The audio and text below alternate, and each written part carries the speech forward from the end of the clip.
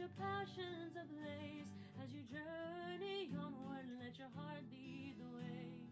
Tired wanderer with your wise strategies, play your cards right so your party succeeds. So on we will ride with fate as our guide, sharing blood, sweat, and tears as we fight side by side. From twilight till dawn, no matter how it all ends, we will venture victorious as long as we're friends.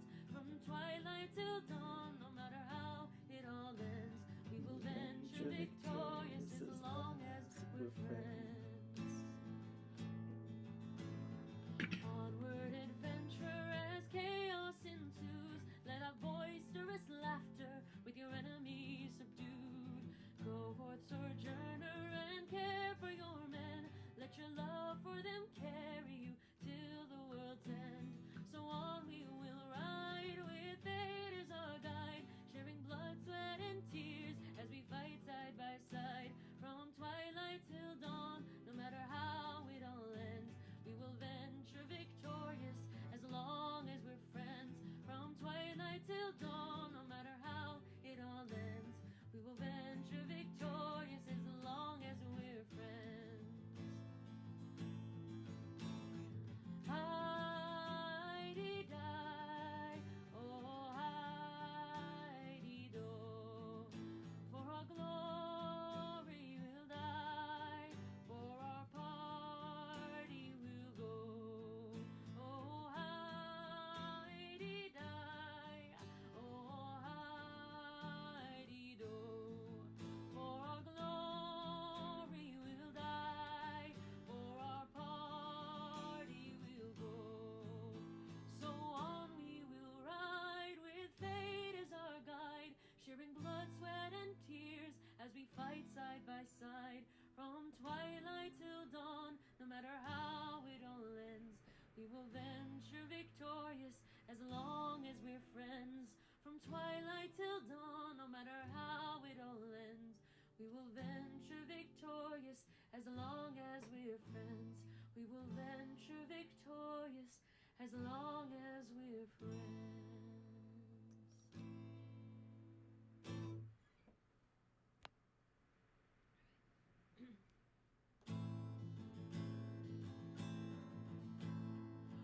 Weary travelers, set your passions ablaze. Welcome, Annie. Congratulations on being first.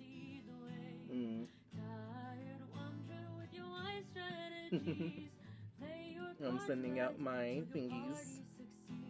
So on we will ride with fate as our guide, sharing blood, sweat, and tears as we fight side by side. From twilight till dawn, no matter how it all ends, we will venture victorious as long as we're friends. From twilight till dawn, no matter how it all ends, we will venture victorious as long as we're friends.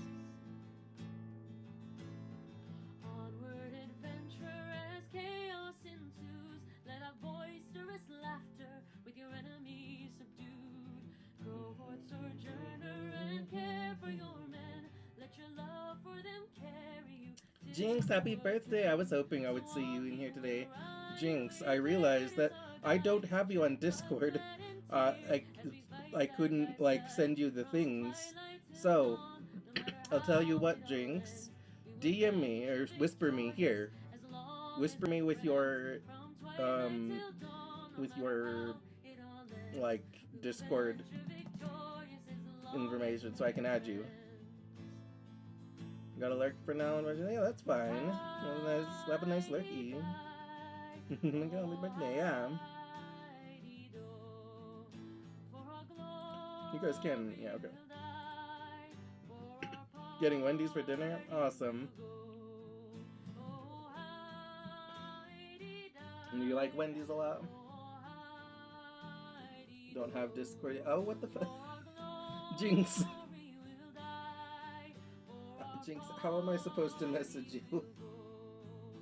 So on we will ride with fate as our guide, sharing blood, sweat, and tears as we fight side by side. From twilight till dawn, no matter how it all ends, we will venture victorious as long as we're friends. From twilight till dawn, no matter how it all ends, we will venture victorious as long as we're friends. We will venture victorious as long as we're friends.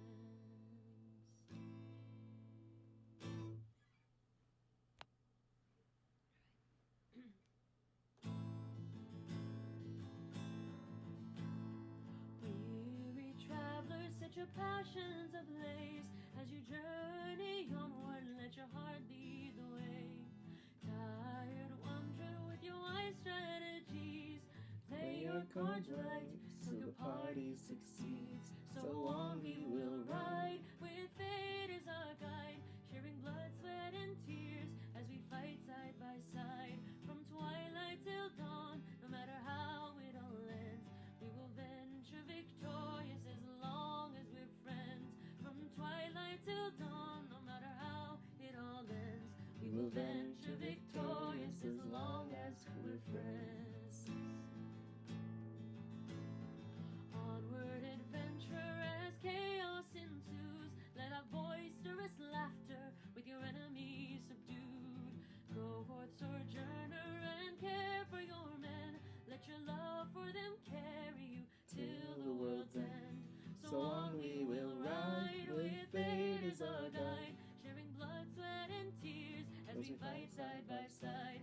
From twilight till dawn, no matter how it all ends, we will venture victorious as long as we're friends. From twilight till dawn, no matter how it all ends, we will venture victorious as long as we're friends. Anyway, I hope you're having a lovely day, Jinx. Your birthday is going well. For our glory we'll die, for our party we'll go. Oh, Heidi-di, oh, Heidi-do. For our glory we'll die, for our party we'll go. So on we will ride with fate as our guide, sharing Oh, wait, blood, actually, sweat, that was and unnecessary. tears as we fight side by side. From twilight till dawn, no matter how it all ends, we will venture victorious as long as we're friends.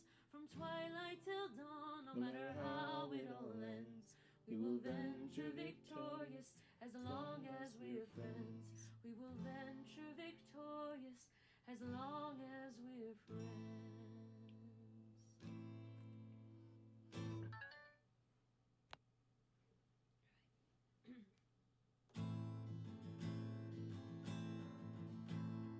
Weary travelers, set your passions ablaze as you journey onward. Let your heart lead the way.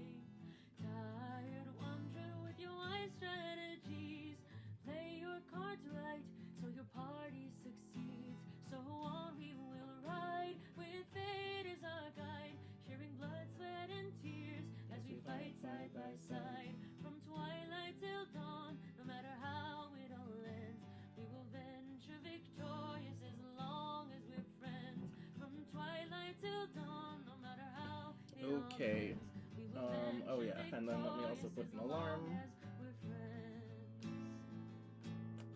And then I will be ready to start. Onward adventure as chaos ensues, let our boisterous laughter with your enemies subdued. Go forth, sojourner, and care for your men. Let your love for them carry you till the world's end. So on we will ride with fate as our guide, sharing blood, sweat, and tears as we fight side by side. From twilight till dawn, no matter how it all ends, we will venture victorious as long as we're friends. From twilight till dawn, no matter how it all ends, we will venture victorious as long as we're friends.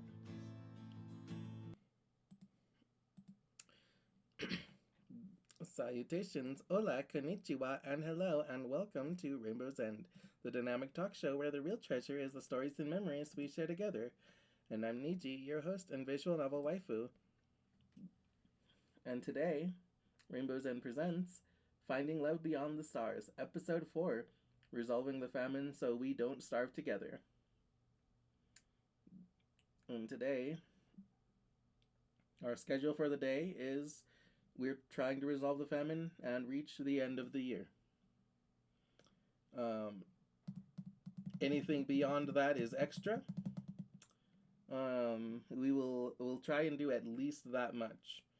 I have to go a little bit early today because I have a second stream later, but that still gives us like 4 hours, which should be plenty to play half a year of the game.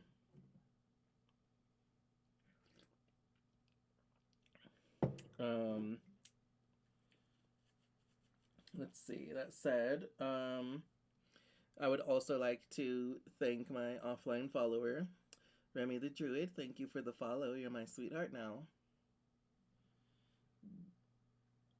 Let's see.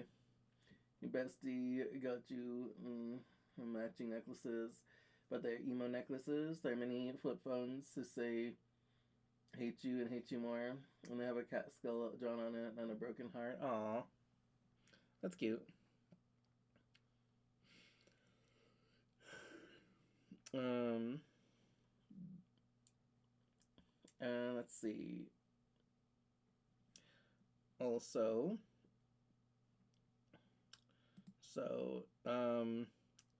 today we're celebrating 2 very special birthdays. One is Jinx, who is here in chat. It is his birthday. He's a lovely, wonderful, chaotic supporter, and we appreciate him. And the other is my wonderful friend,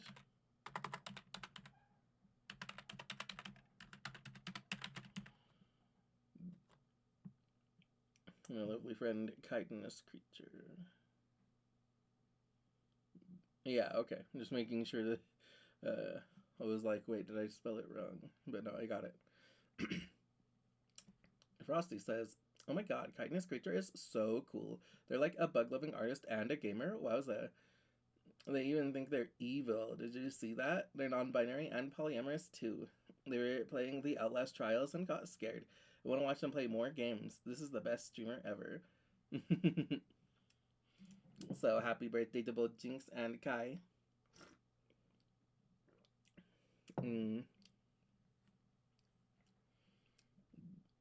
Kai is currently on a little like vacation with her girlfriend Perry, and I hope that they're having lots and lots of fun.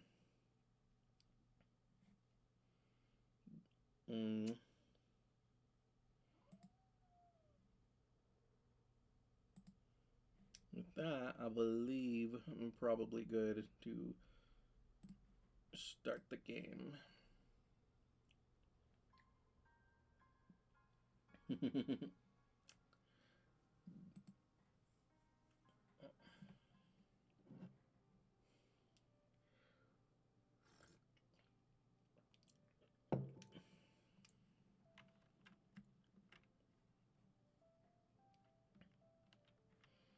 Alright, first of all, let's talk to all of our friends. Anemone grabs you by the shoulders. Neji, you gotta help me, she says urgently. Mom keeps talking about how we're gonna have to start having babies, and she has this look about her. I don't want to have any scungy babies. Anemone shudders with her whole body. But I gotta be in a girl body anyway. I'm tougher and stronger than lots of boys, and no one's telling them they gotta have babies.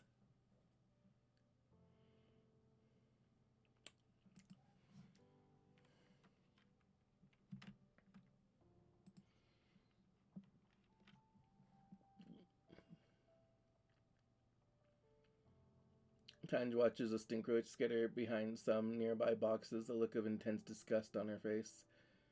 I hate it here, she spits, shuddering.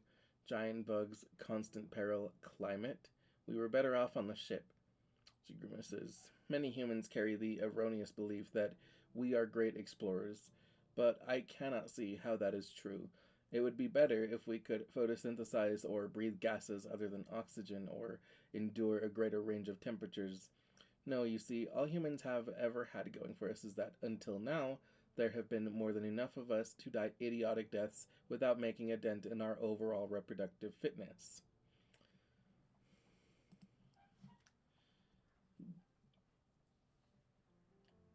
Teacher birthday bag? Aw. If you get in touch with them, know I said happy birthday. Aw, okay, Jinx, they will.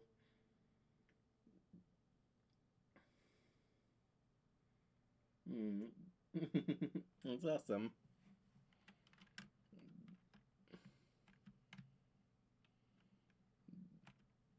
Let's see. Mars wins. Nothing ever happens here. Please, please, please, just anything. I'm dying here. I've watched every holovid and I've done every quiz and every holozine. And I'm so tired of being a teenager on this stupid rock.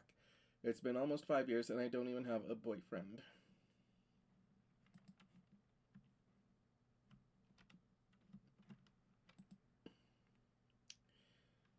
Cal peers up at you from where he's working on picking bugs off of some crops. Hey, Nietzsche, he says, stretching his arms over his head. You can hear his stomach rumble. Cal laughs sheepishly and rubs his tummy. Sorry, I guess I'm just kind of hungry. I'm a growing boy, you know.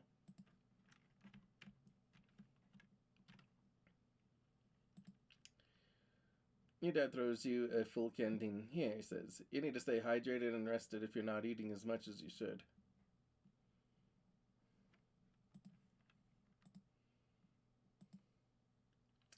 You hardly ever see your mom. She's up before sunrise and doesn't come home until well after sunset, spending all of her time in geoponics. It's like she thinks she can just outwork the famine.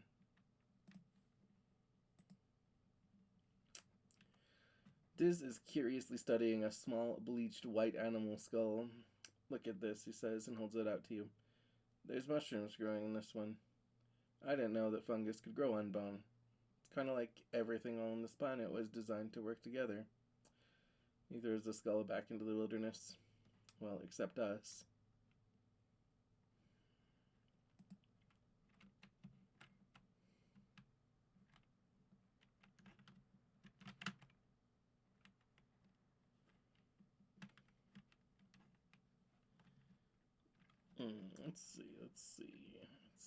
Let's go ahead and... Yeah, so today is the festival, so we're gonna go ahead and...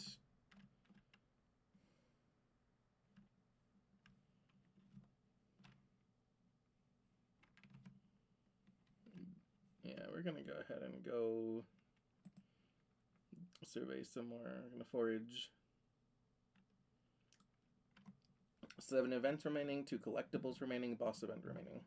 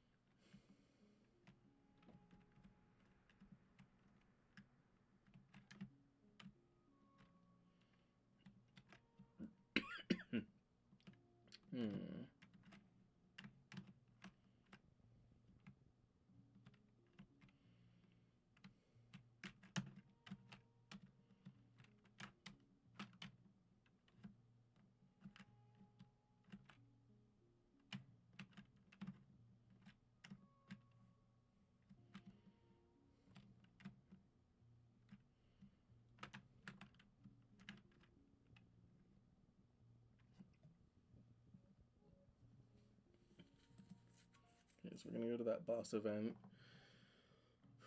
A bristle slug is rooting around in the underbrush. It's like a little porcupine with no legs. Well, little is relative. It comes up to your waist, and it must be at least 100 kilograms. You've seen a few of these up at Geoponics. They're easy to catch, and their spines and berries naturally fall off and are edible. A chewy, renewable source of food, kind of like jerky.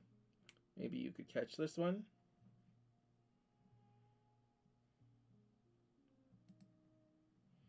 Try to catch it. Hard animals challenge. Oh my god, 79. Okay.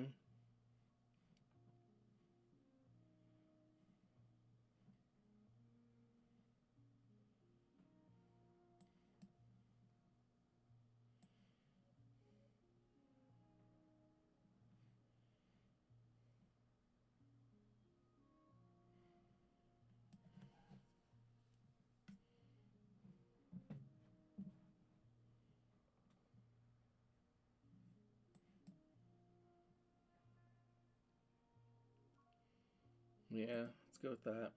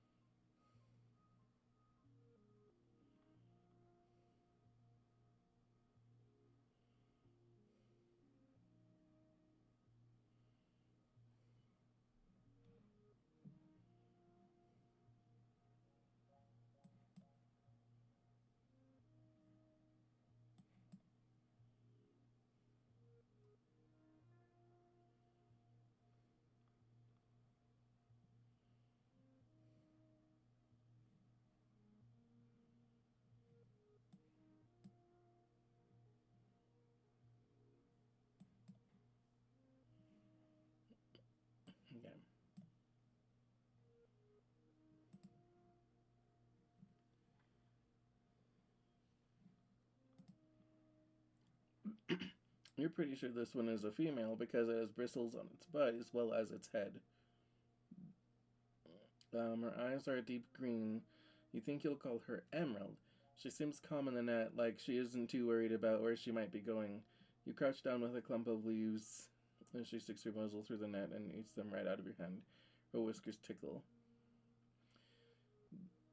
And you pat her forehead and pack her up to the geoponics barns. You could go visit her there later if you like. Unlocked tending animals. Oh, fuck yeah. +1 colony food. Yes. +10 kudos. Yeah, fuck yeah. Okay. Well, yeah. We're helping. Carefully pick a yellow flower. Okay, now there's only one more collectible left, and 6 more events. I'm not sure if the events include the boss event, but we're going to do the boss event right away. Because this might be the solution to our problems. You're alone, exploring an unmapped area of the Valley of Vertigo. The pollen is thick here, and your air filter is overworked. A warning light has been flashing orange for the last 10 minutes.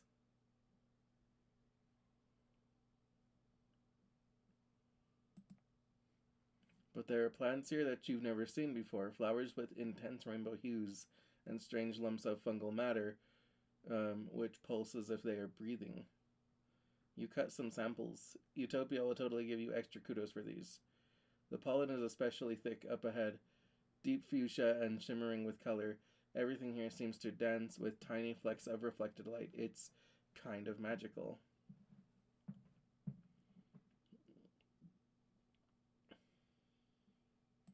Press forward. You push forward into the suffocating pink fog. It's so thick you can only see a few meters ahead. You follow the glimmering towards where it is densest. You come upon a glade filled with what seem to be strange topiaries. They loom out of the glittering fog, each in the shape of an animal. They're all formed from the same spongy, glittering pink substance and dotted with finger-length fungal growths. You're so distracted you almost fall into a large hole in the center of the glade. Let's see, check for danger. Inspect the topiaries. Take a sample of the fungus. Look into the hole. Let's check for danger. You've seen plant-like animals before. Are these topiaries actually predators waiting for you to get close? You watch them carefully from the edge of the glade. They're completely still, not breathing. There are no life signs. Good. Your envirosuit beeps a warning.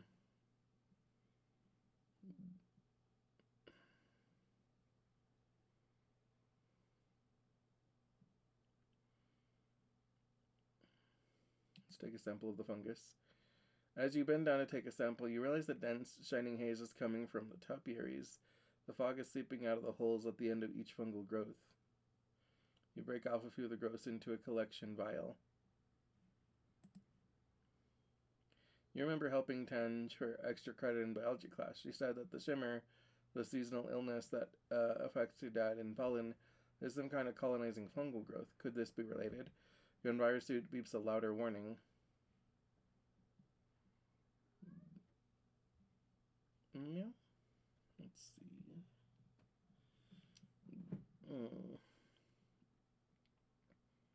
Inspect the topiaries. The topiary you choose is a large dog-sized quadruped which appears to be kneeling.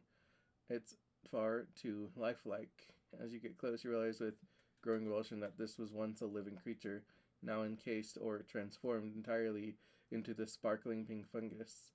It's dead. The more you think about it, the more you're sure this is related to the shimmer. Look into the hole. At the bottom of the hole is a cave. It slopes down gradually towards the cave floor, only about 4 meters below, then disappears underground. You aren't sure how far the cave continues past that point. It's dark down there, obviously, but not silent. There's some kind of strange rhythmic whirring coming from farther inside the cave. You hold up your palm and shine your hollow palm light. The cave floor glitters with pink fungus, and the air is ominously choked with it. Fuck it, we're climbing into the hole.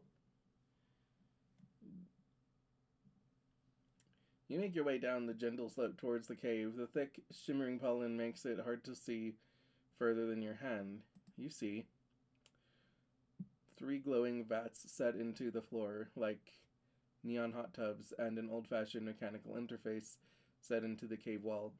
The reflecting glow from the vats flickers on the cave ceiling, ghost-like and beautiful. You feel a strong urge to take off your mask and stay a while.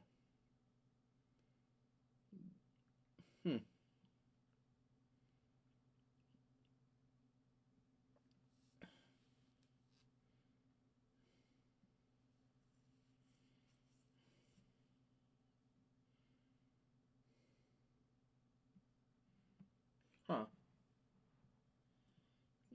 Let's see.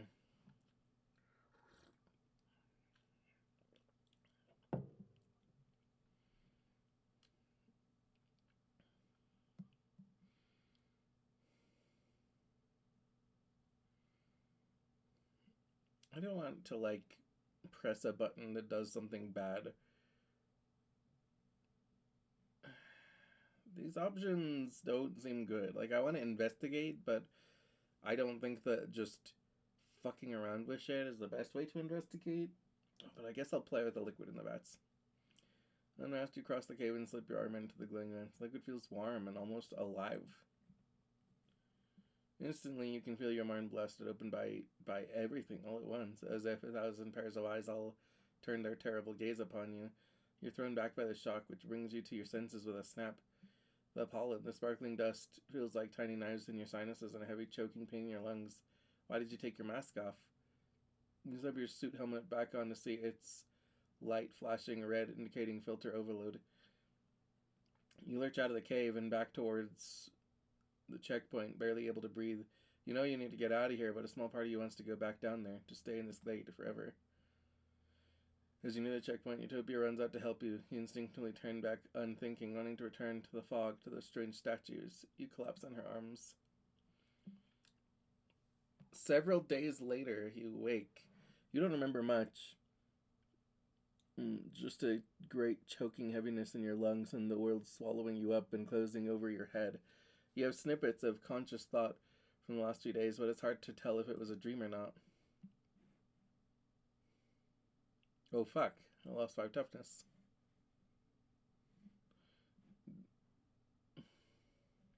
You remember Tammy sitting by your bedside. Oh, her cool hand on your forehead, but she's dead. That part must have been a dream. It feels like you had a fever once, hot and sticky.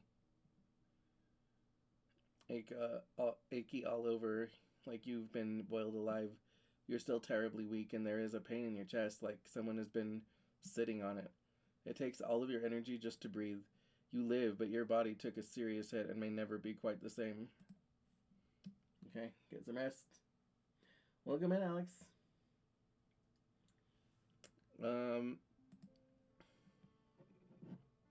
It's time for Vertimnelia. Okay. Awesome. A yearly summer celebration when the colony gives thanks for its good fortune. Well, it would be, but as you file into the main square, you can't help but notice that the feast table is nearly empty. But Anne lacked in resources, she made up with care. The dishes are lovingly plated. Soy cakes glisten, steam rises from buns stuffed with mince, and there are great pitchers of vegetable broth rendered out from even the most inedible food scraps. There's a neat stack of sugar root cubes for dessert. Whole sugar, what a luxury. In an underwhelming feast, that'll be the highlight. Governor Udicott's welcoming speech this year is short. Her frail body trembles as she welcomes you all to Vertimnelia with a dry, whispery voice, then has to be helped off stage. Like all of you, she has been feeling the effects of the famine.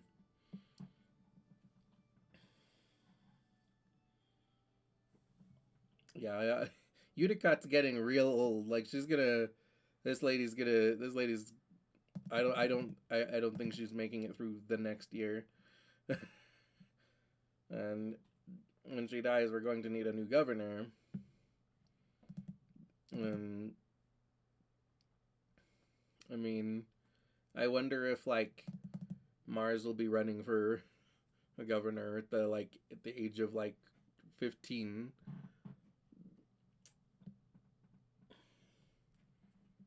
I know she's gonna wanna, so probably.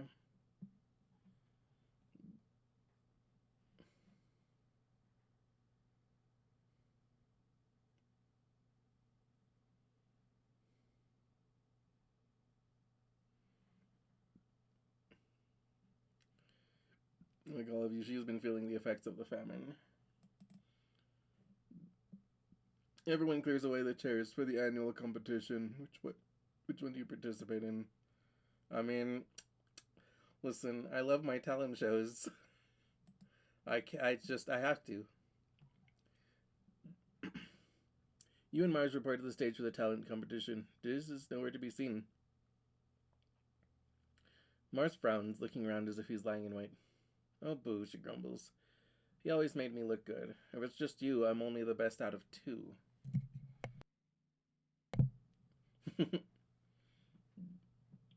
I'm the best, and yet I'm the one that wins every year. Mars has been working on her speechcraft this year.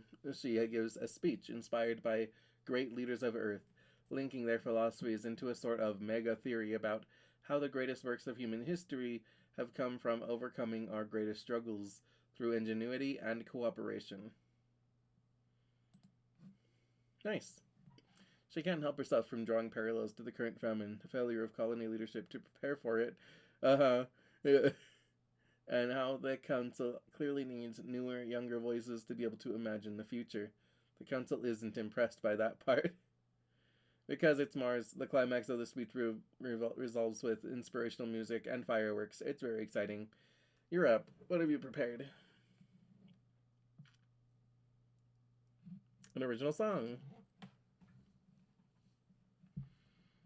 Creativity challenge. Was the famine going this loud? Not exactly.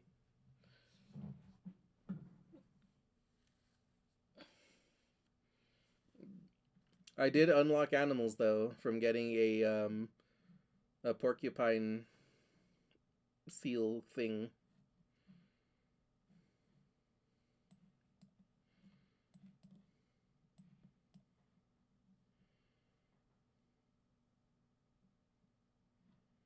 Wait, hold on a second. I have a better idea.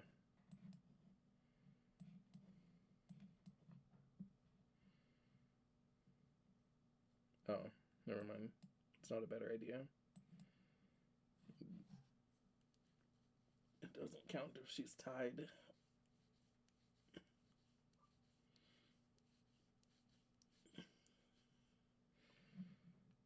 Actually, no, wait, that could work. Hold on.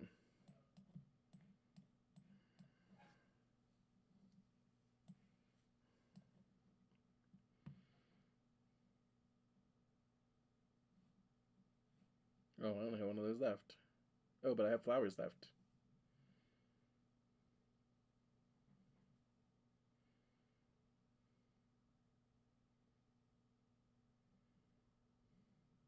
Hmm.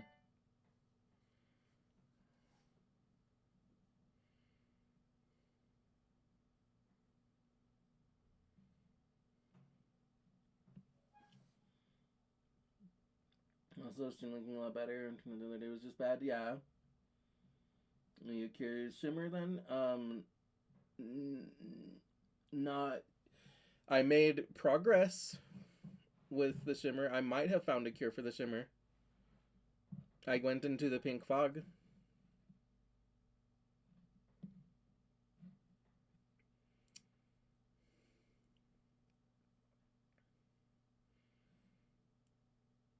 Hmm.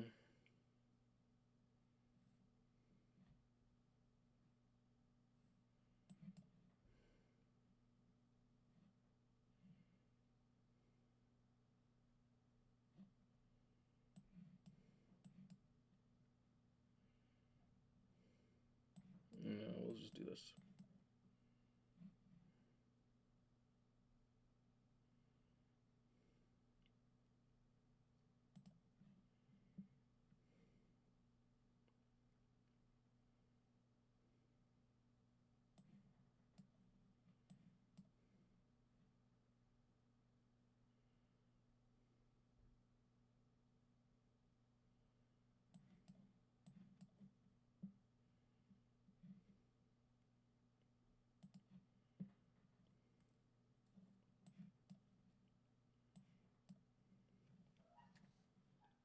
Put you on laptops and get some work done as well. Awesome.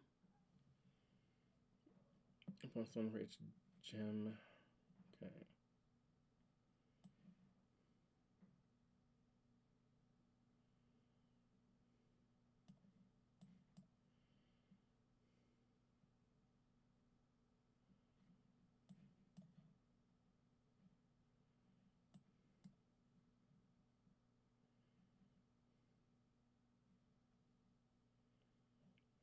Okay. Did it. Plus 3 creativity. But yeah. Mars's act was a tough one to follow, but the talent show is judged by audience applause. Given how tired and hungry everyone is, your lighthearted and simple song is what the people really want. Getting status popular, in memory talent show champion. Nice. Mars looks miffed at the snub, but shakes your hand. Geniuses are rarely appreciated in their time, she says. After the festivities, the whole colony takes a few days off for a break. Well, except for geoponics, and the foragers, and the kitchens, and everyone who uses the break from their usual work to help out in the places that didn't close. Okay, it's not really a break, but you try to take it easy anyway.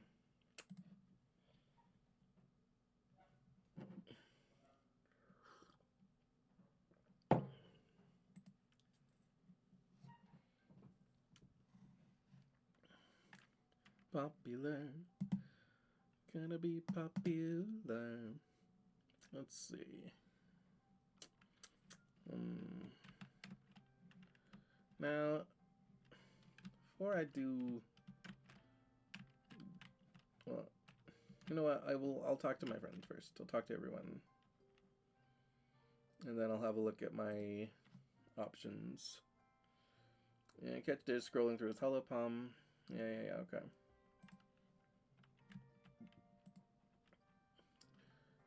You should drink water and get lots of sleep, your mom tells you. Famine back on Earth was a fact of life. We were lucky in the compound, but that's what made us a target for attacks. You have to learn how to manage your hunger, because you won't always have enough food. She gestures widely with her arm, even here in paradise.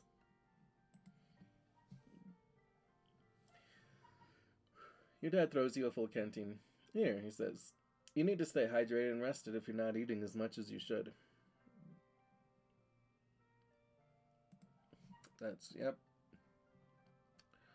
Cal is listlessly kicking a sports ball around. This is kid stuff, he says, eventually just kicking it into the garden.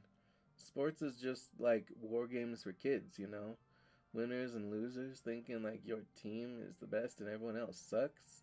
He shrugs. I just like doing important stuff now, is all. Hey, I have enough biology. Want to hear a fun nature fact? You tell him about the time that Tange brought a skunk bug for show and tell in biology, and it got scared and made the worst, most smelliest, grossest stink you had ever smelled, and everyone thought Tange had farted. Embarrassing lesson, I see, between rounds. Okay. Then Professor Hal had to clear out the whole room, and it took weeks to get the smell out of the bean bags, and it was so gross. But also kind of neat how a tiny bug could make a whole room of kids run away. Cal laughs. I remember that, Ninja, except the way I heard it, it wasn't Tange, it was you. Let's leave Richard with Cal. What's the biology?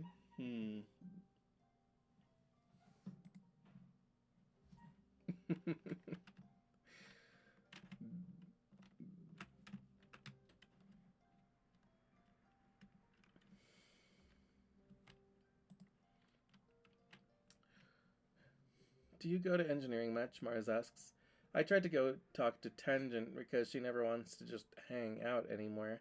Not since she got started working on that big project. Mars snaps her gum. You know about that, right? Or am I just special?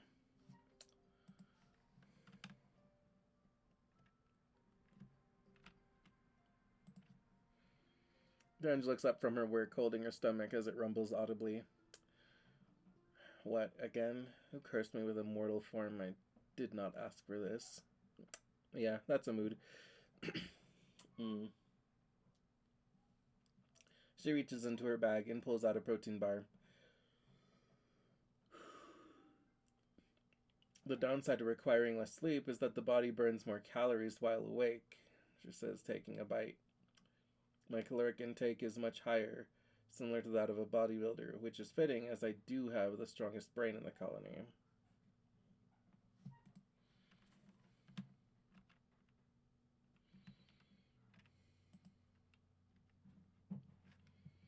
Yeah, Anemone exclaims, holding her stomach. I'm so hungry.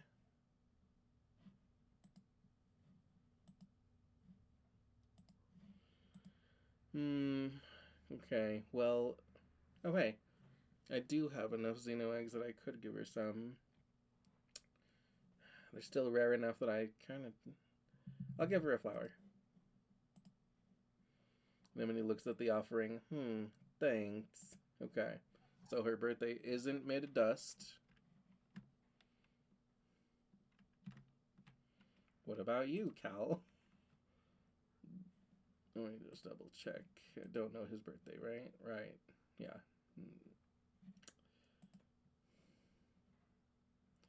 How about you, Cal?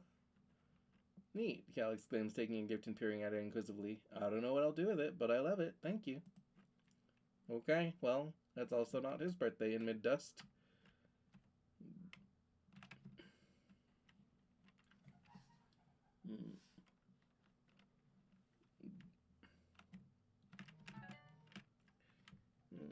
Okay. Okay, let me see how many things I have left on this. Oh, wait, what? Oh, it won't let me go because I'm injured. But I'm not stressed.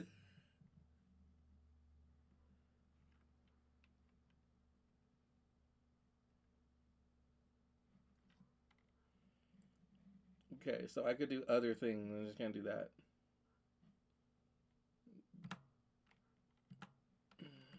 Alright, now let me check on over here. The mood in geoponics is tense. Everyone is working themselves to the point of exhaustion, trying to get enough plants in the ground to survive this year.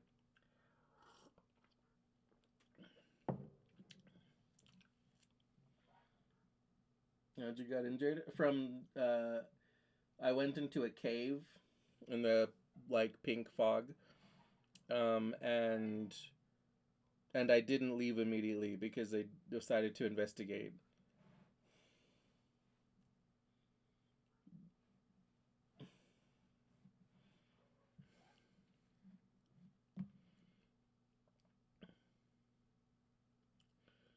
Okay, plus 10 stress, plus 15 kudos.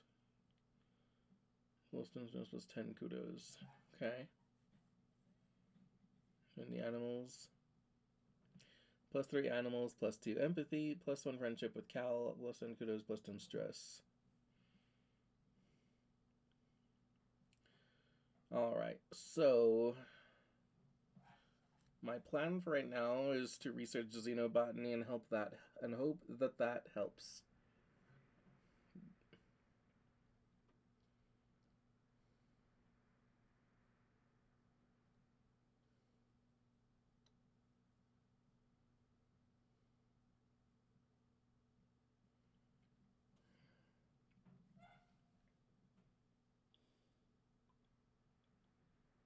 Didn't you beat the challenge though? Well, so I went into the pink fog, and I checked every option. I beat the challenge to check for danger. And then I took a sample of the fungus. I investigated the creatures that had become that had died and become the fungus, whatever. Um, and then I checked the hole, and in the hole there was a cave, and I went into the cave, and it was oh wow, there's VATS and an electronic interface here, um, and you feel compelled to take your mask off. So I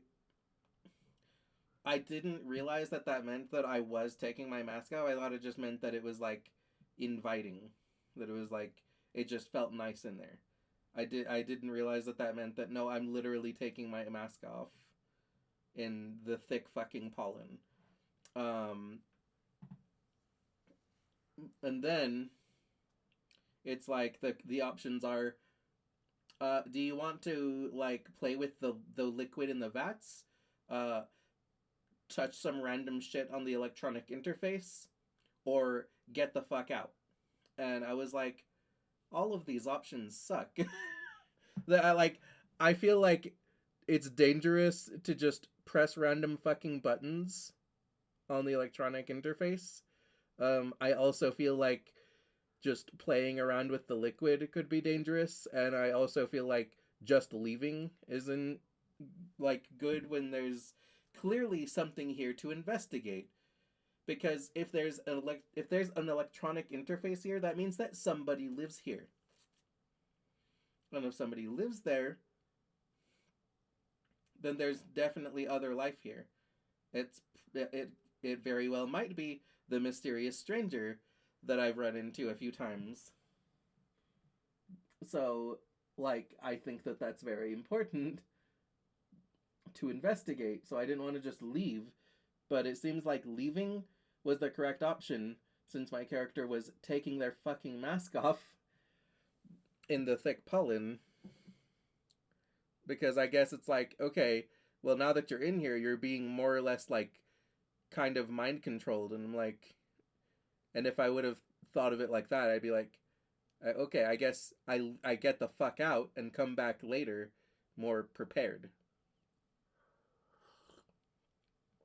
But I was just thinking like, well, if I leave, then I'm not then I don't learn anything from investigating. But if I had realized that my character was absolutely actually just taking their mask off, I probably would have more so considered just leaving. But I thought it was like you feel like taking off your mask. I didn't think it was you were taking off your mask. So I just misunderstood. And that's not necessarily the game's fault. That's kind of just a miscommunication. Um, taking off the mask wasn't the smartest thing, so you got injured in the event, not a card challenge. Got it. Yeah, yeah, yeah.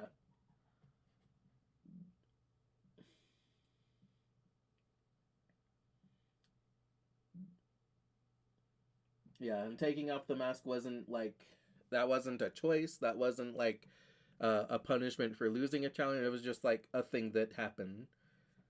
Um, so yeah, that's why I'm injured. And it won't let me go foraging anymore until I heal the injury. But I feel like resting right now is kind of a waste because I have no stress despite being injured. So I think that I'll go with my other plan of xenobotany. I think I did all of the boss events in the thing anyway. If you want to explore again, you'll have to rest and waste a month or wait it out. Yeah, I think I'm going to go with my xenobotany plan now because like I feel like there is a similar. I already did the like boss events in foraging, which I assume if the solution was there, that it would be a boss event and not like some random event on the side, you know? So I'm like, okay, well, not that it couldn't still be very valuable for me to go back to do the regular events of the thing, but I think that it's probably a wiser use of my time to research xenobotany and hope that I find the solution there if I haven't already from the samples that I brought back. So yeah, my plan now is xenobotany for like the next few months and see how things go.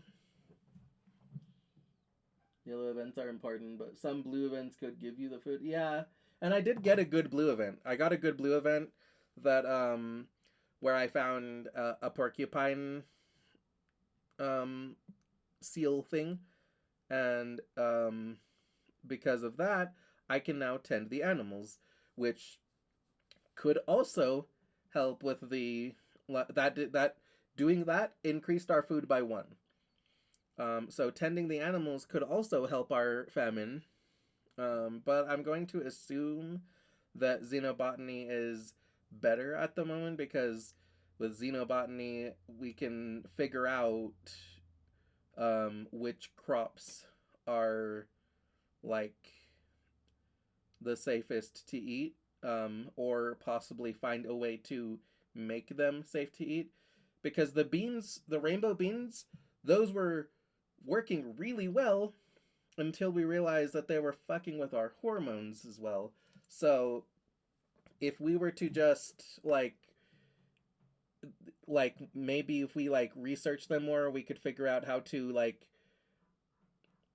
counterbalance the like hormones, or like stop them from fucking with our hormones in the first place somehow. Because then the beans would be great. But anyway, yeah. Farming could also be good to get the food out of the sand. That is true. That's true. Just simply farming could also help. But I'm going to assume that my best bet is research xenobotany. It's also the one that gets me the most kudos, so it makes the most use of my popular. But that's besides the point, because money doesn't matter if we're dead. But I'm going to assume I feel like this is probably the most likely option. Like tending the animals, that could also help, because like we could learn some new things about the animals and farming them, and it could be like, oh, you know what, this animal is the solution to our problem. I discovered that doing this does this, and now blah blah blah, this animal is perfect. um etc. But I think that it's more likely that xenobotany will be the solution, so I'm gonna go with that. Your dad introduces you to the little lab they have set up in one of the greenhouses. It's incredible, he says, gesturing all around him. We're surrounded by alien flora, and we know practically nothing about it. What's edible? What's medicine? What can we make fibers with or build with, or what can we make fibers with or build with or use in ways that we haven't thought of yet? 6 months to fix it. Your best, yeah. Not even 6 months. I have one, two, three, four. I have like I guess kind of technically 6 months if I like they said that the famine that we will run out of food during wet. Um and if that's the case, then we'll already be out of food during glow. um so I guess technically I have 6 months. It was probably more like I have like 4 months, because in glow, if I find a way to like if I find a way to solve the food problem in glow, that's probably too late. Like we're already starving on, yeah, 5 at the most. Yeah, basically. Let's see. Dad introduced. Yeah, okay. What's edible? What's medicine? What can we make fibers with or build with or use in ways we haven't thought of yet? He beams at you. You and me, we're gonna find out, my little potato. Your dad directs you to a research bench, and here's where you'll be working. The bench is buried under samples and beakers and weird looking alien sprouts. More than just a simple table, this analysis bench is covered with buttons and little holes you could put things into.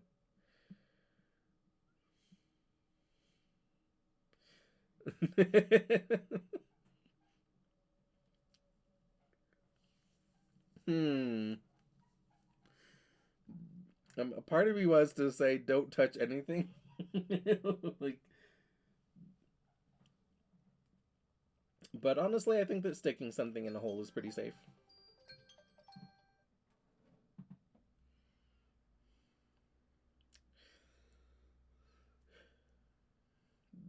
Um, Actually, before we do that, we'll go ahead and take our ad break. And so, everybody, go ahead and grab a snack and a drink, stretch, hydrate, do what you need to do to take care of yourselves, and we'll be right back after these messages.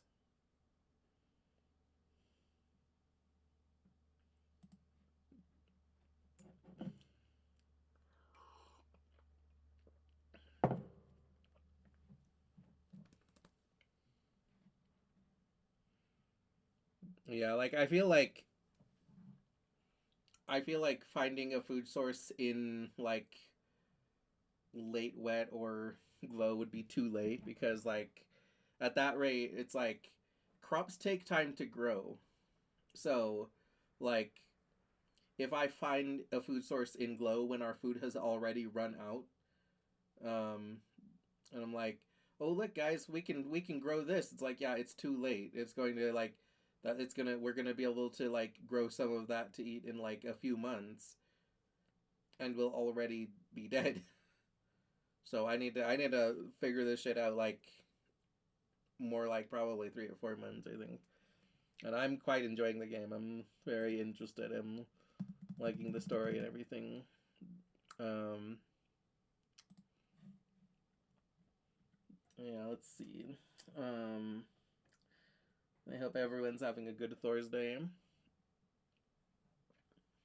Um, Today we are celebrating the birthdays of Jinx, who was in chat earlier, and Kai. Nah, don't tell me. I'll figure things out eventually in my multiple playthroughs. It's also Tell a Fairy Tale Day, which I was tempted to like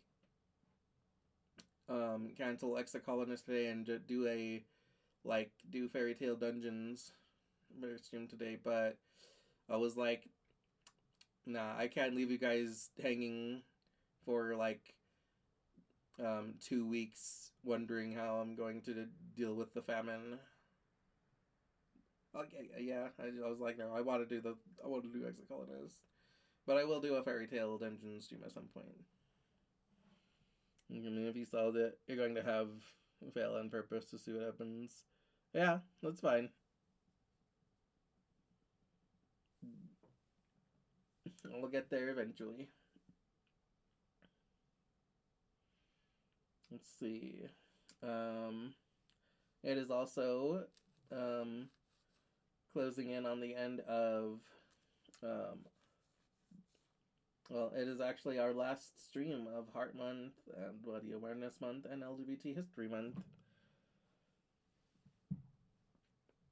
Um, Today our theme of the day is hunger, and our word of the day is voracious, which means very hungry. And our question of the day is, what renewable food source would you try to take with you to a new world? 100%, this game is pretty tough. That's fine.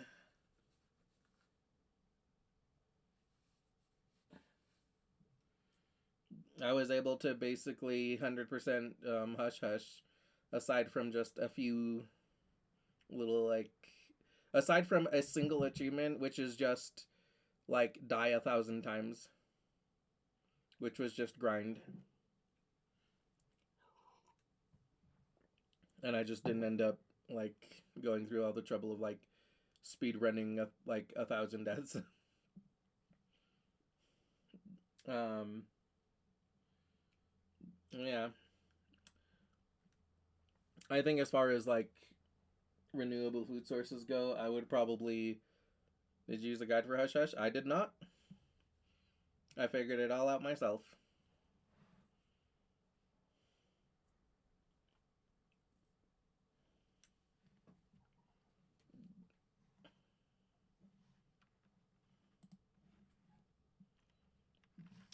Yeah, so we'll come back from the ad break, everyone.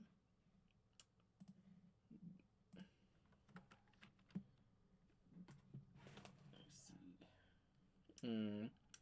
Okay, so I'm gonna go with stick something in a hole. You put one of the seedlings into a small slot in the table. A little door slides shut, then reopens. A loud brrr noise startles you. Oh no, you broke it, your dad laughs. Nah, just kidding, you're fine. Good instincts, kiddo.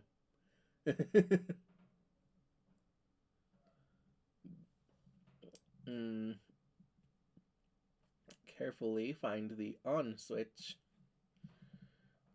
There is no on switch. Yep, you looked everywhere. Oh my god. Uh,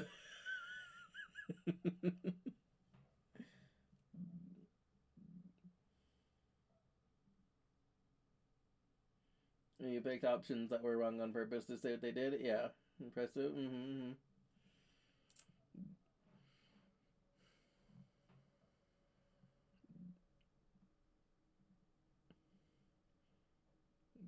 Yep, eventually I just like went through and I was like, okay, well, like what haven't I done, right? Like so the first few runs, I didn't win the first several runs, right? Like cuz first I just tried playing like myself.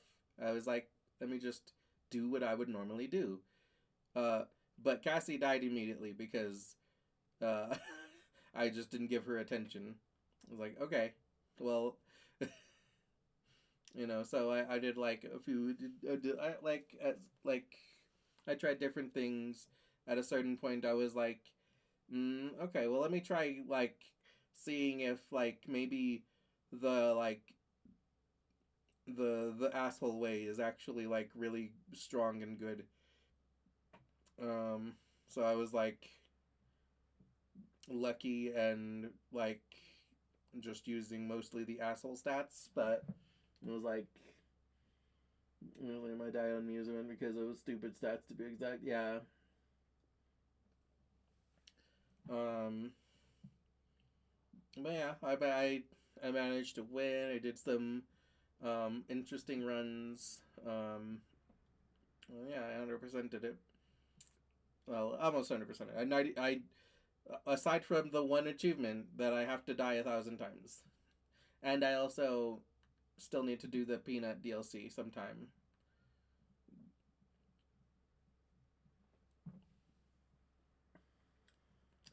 Let's see. There is no onslaught. You looked everywhere.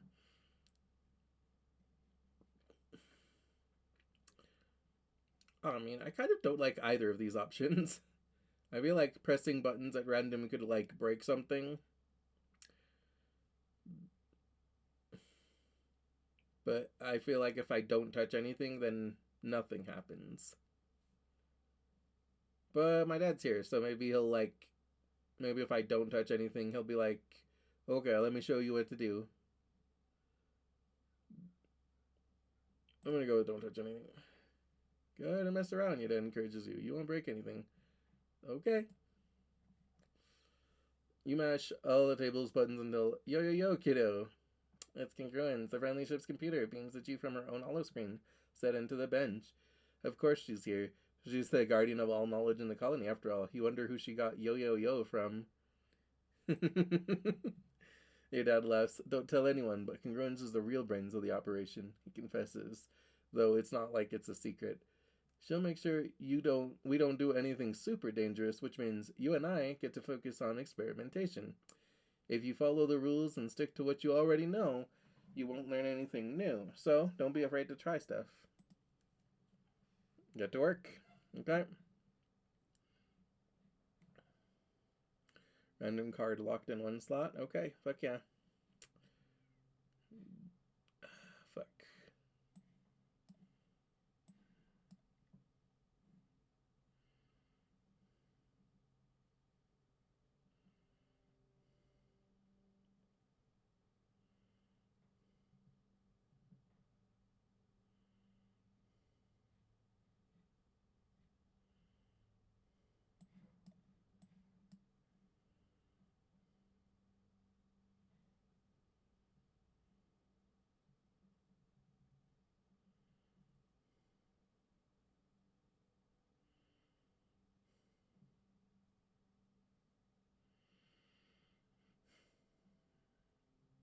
Hmm. Yeah, that's probably the best.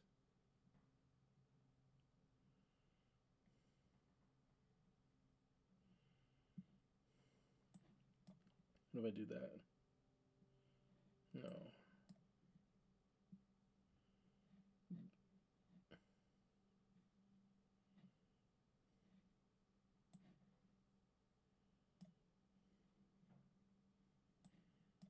Okay, that's not as good. Yeah, okay.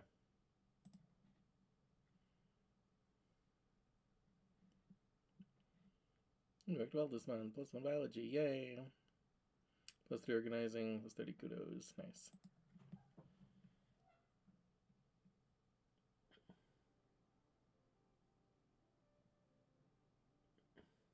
That's the only thing I didn't like in the game. You need to hit those exact stats while managing perfect dates, which can be tricky.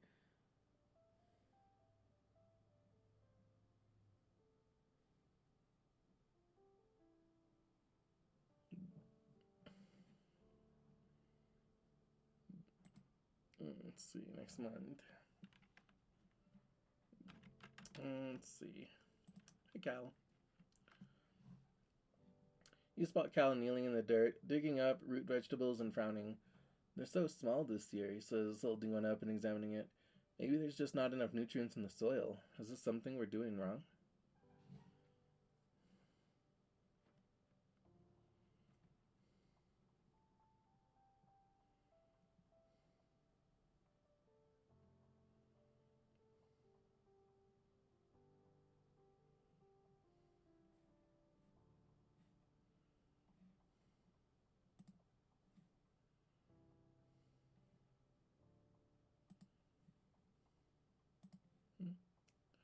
Cal accepts your gift with a genuine smile. Thanks for thinking of me on my birthday. Yes, I found it!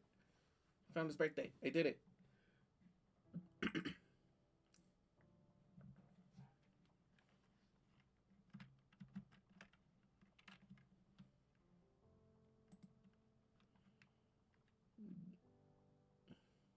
You find Cal in the gardening shed, splitting his lunch with socks. Here, girl, eat up, he says, feeding her little nuggets of cubed trippet by hand. She chirps and twines around his arm, waving her little front feet. He sees you and jumps and relaxes when he realizes it's only you. She usually just eats a little bit of the harvest, he confides sheepishly, but with everyone watching the food so closely, I didn't want her to get in trouble. Which biology I need? 80 biology? Goddamn.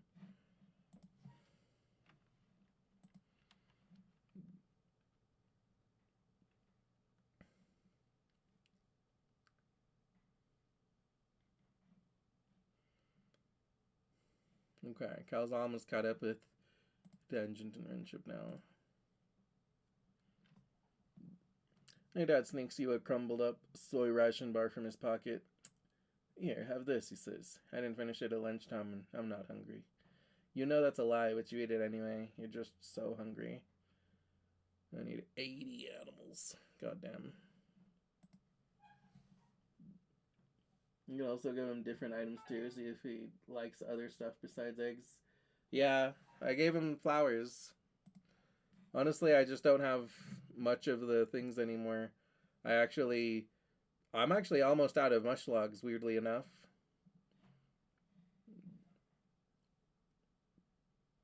But now I know when his birthday is. The next time it's his birthday, I can give him a Xeno egg. You hardly ever see your mom. She's up before sunrise and doesn't go home until well after last sunset.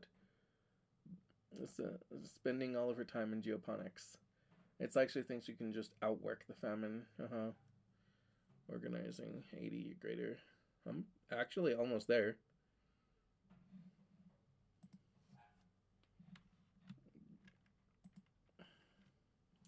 Diz is rifling through his backpack, and as you approach, he pulls out a handful of dried roots and fungus chips. There's actually a lot to eat out there, he says, looking out into the wilderness. You just have to pay attention and listen.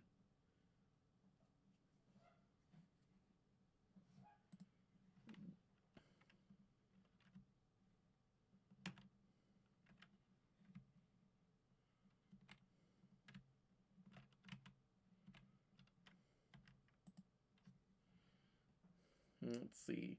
Anemone grabs you by the shoulders. Luigi, you gotta help me, she says urgently. Yeah, oh yeah. Let's see.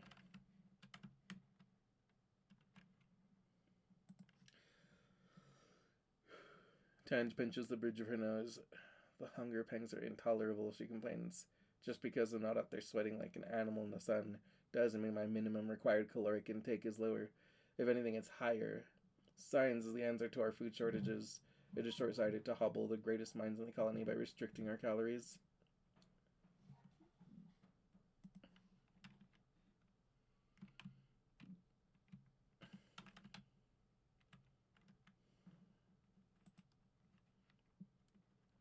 What do you think of my hair? Mars asks, fiddling with the end of one of the twists. I see you eyeing it. I'm growing it out. She sighs and lays her face in her hands. It's so boring here. I am literally watching my hair grow.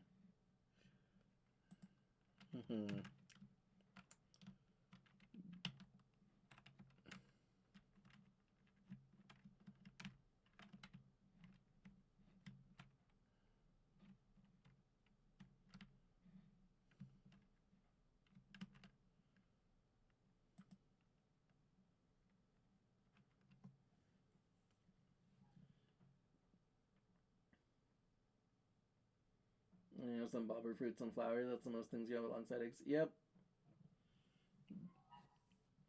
And I already know that Mars dislikes mush logs because they're dirty.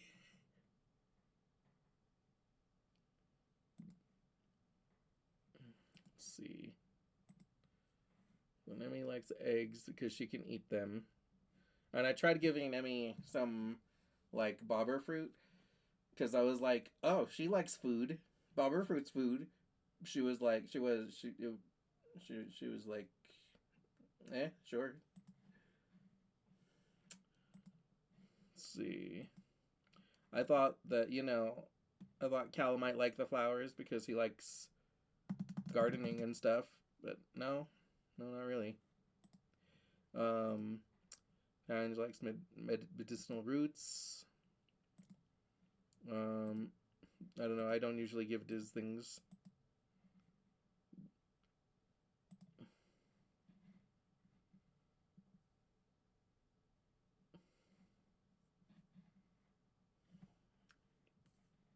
I bet Tammy would have liked the flowers.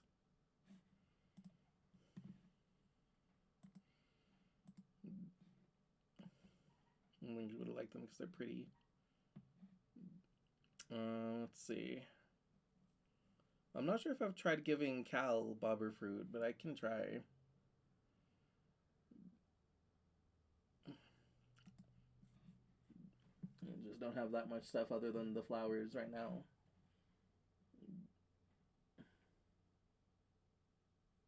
They might also like more than one thing for Diz. I mean, listen, I'm sorry. Diz is just my least favorite. Like, I'm just the least interested in, like, gaining friendship with him.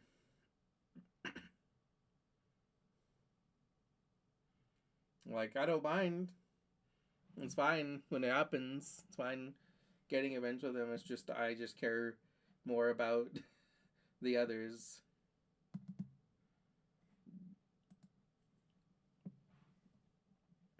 Alright, let's research xenobotany again.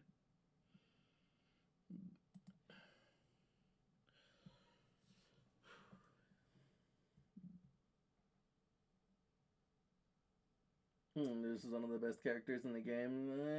I don't really think so. I think he's good, but less good than the other 5.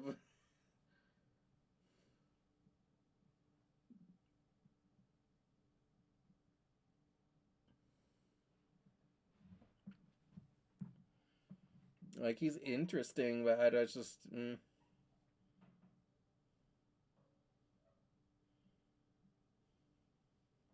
You report to work in the geoponics lab, bringing along the sample of weird spongy purple-pink stuff you found in the fog cloud on the Valley of Vertigo. Yes! My sample! You know the time you almost died? Hard to forget that. Your chest still hurts when you move too fast. Your dad is very interested in your sample. He has you analyze it right away. Oh, good evening, Bertumna. Hello, Corolla. Welcome in. I see you are a fan of the game. I mean, overall, you need to increase more friendships with everyone. It's just tough to do in the first run. Yeah, I'm trying to have friendship with everyone, but I'm prioritizing, and Diz unfortunately is like the lowest priority for me. Like, It's not that I don't like him, it's just the low priority right now. Like, high priority is Cal. I also want an Anemone and Mars. Tangent is a bit on the back burner, but I would also like her if possible. This game is my happy place. Hell yeah, I love seeing people enjoy it as well. Awesome. We are currently trying to resolve the famine. We're age 14 right now. Um, my about says you're 14 years old and are a polydactyl. Like many great Photophonor players, everything you own is neat and tidy, even the contents of your holopalm. And creatively, you're in a class of your own. She, her.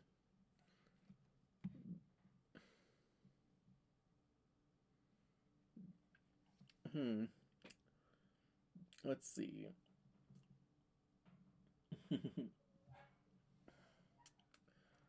Yeah, we're trying to resolve the famine. We're getting close to like to a to a climax of the famine, one way or the other, and I think I'm making good progress in solving it. I went foraging and did the boss events for foraging. I found some samples and stuff that could help.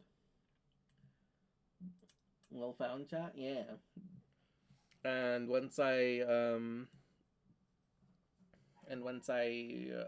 am now analyzing my sample in xenobotany because I was like, I was looking at my other options, and I figured that xenobotany is probably like the solution to the famine, because we need to figure out what crops we can grow that we can eat. We need to figure out, like, you know either that or how to make them edible, I figure. So now that I foraged and found some samples, I'm like xenobotany all the way, I think, for the next like couple of months. Also, I because of the Vertimnalia festival, I am popular, so this gets me the most kudos anyway. Doing the science, yeah, science doesn't do itself. Hell yeah. I mean, the science kind of does do itself with like congruence here, but you know, it's a lot. I think it's better if I help with the science. Mm. Yeah, science, bitch. Yeah. mm. Also, as a give me a second. As a visual novel waifu, I have a relationship level with chat grenade stream, and thanks to your first time chat, Kuro, I uh I gain a relationship heart, which takes us from, well, we started with 4 relationship hearts today because we got so much love last stream. So we've got, that takes us from Tomodachi to friend with benefits to bestie to girlfriend to waifu, and um, that puts us at 5 relationship hearts, or 7 is the max relationship level. And if we hit the max relationship level, something special happens.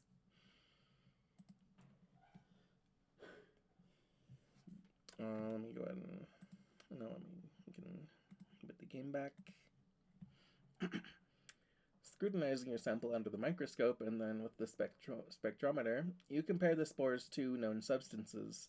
You determine it shares a chemical compound seen in fungi with psychotropic effects. It could make people hallucinate. Huh, your dad says. That explains some things. You think about those creatures, those topiary covered in this stuff. They were all grouped together in the same place by that weird hole. Did the fungus make them go there? But why? Oh my god, how many possibilities? What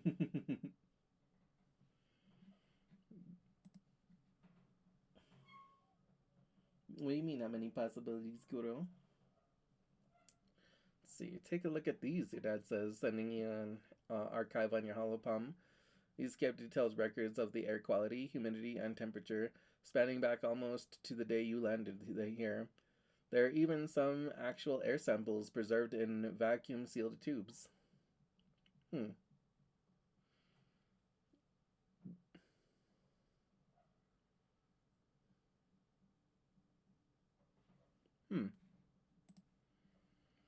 You take a look, and sure enough, the spores are always present in the air here and get much worse during pollen.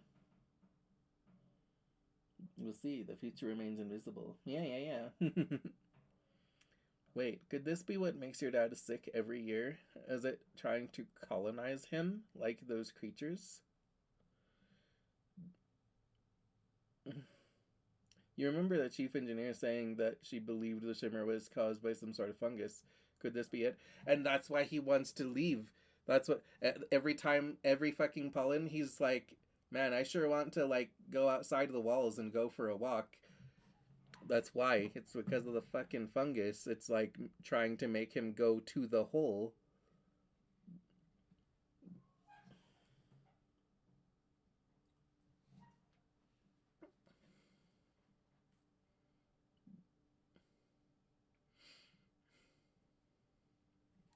Hmm.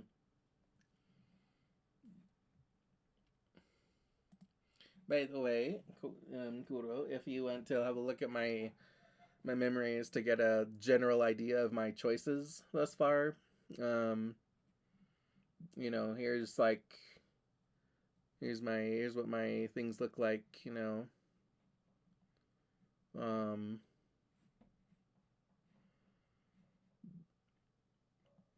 there's any like I win the talent show every year. Let's see.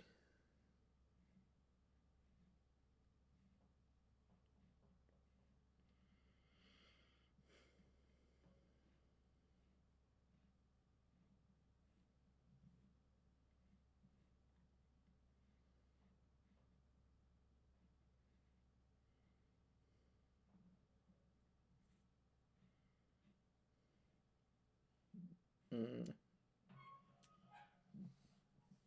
trying for a charisma bill in the first round. That's all I can tell you, Kuro. Pink Candy, an amazing artist. I sure am.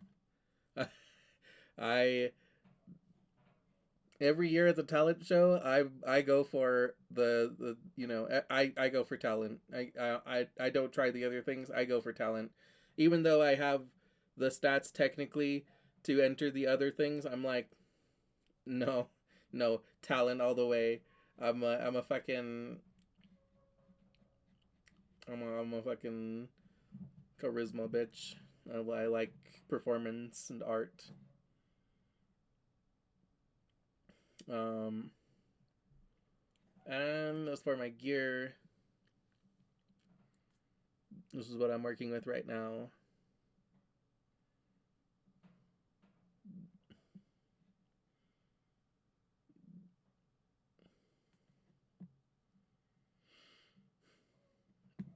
Mm. I just recently got my Vriki leveled up to 2.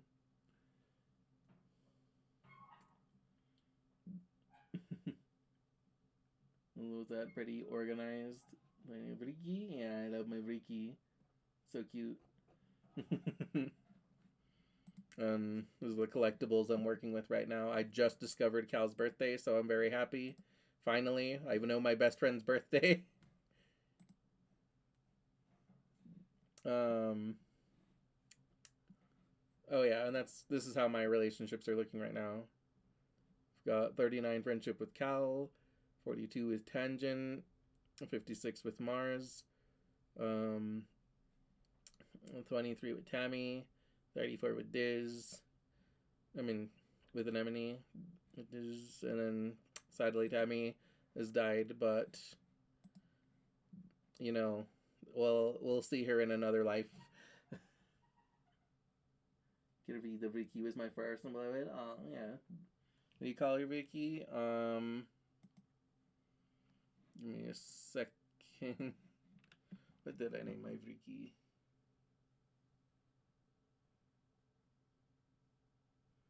I need to remember what I named my Vicky. I'll check after this event. We take a look, and sure enough, the spores are okay. Yeah. So the shimmer, it wants people to leave to go to the hole. It wants them all to go to the hole. He always called them Riki Tiki.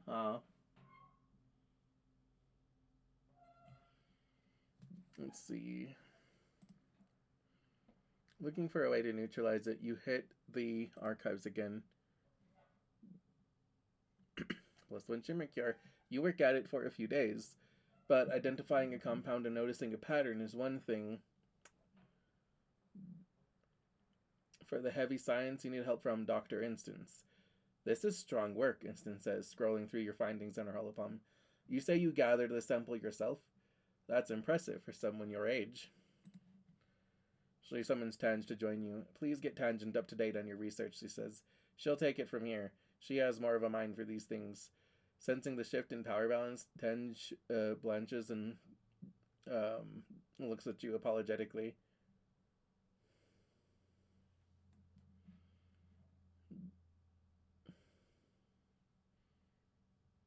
Let me see. Yeah, let me see. You need a 40 greater biology. Oh yeah, okay. No one knows this better than me. Instance raises her hand. I'm not passing judgment on your abilities, she says placatingly. You clearly know this research well, and I can find nothing wrong with your methods. Still, something this important and dangerous should be done in more controlled conditions. True.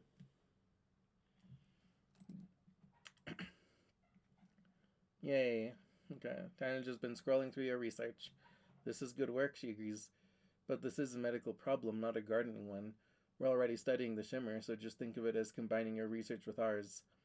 The corners of her mouth twitch up. Most of a smile anyone can usually get from Tange. I'd like to work with you on this, actually. I can't believe you got all of this from just a sample. Instance nods, dismissing you both. If you'd like, Kenichi, you could stop by the lab later to check on our progress. Get to work. You've been studying the sponge cake you found out in the Valley of Vertigo in that oddly squishy trampolining ground. As you suspected, it is a type of fungus. The analysis bench tells you it contains edible starches. Once dried and processed with a maturing agent, acidic spark snow would work nicely. It will make a wonderful flour. Ooh, okay.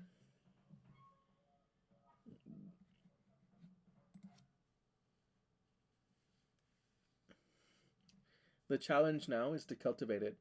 It multiplies quickly, and you've seen how it stops anything else from growing near it.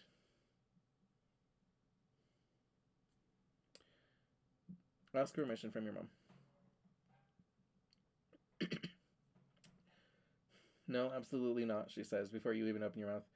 Get that out of here before it contaminates the crops. We all know how the pixie bean experiment turned out, she says. I know you've studied this sponge cake, but I'm still not sure about it.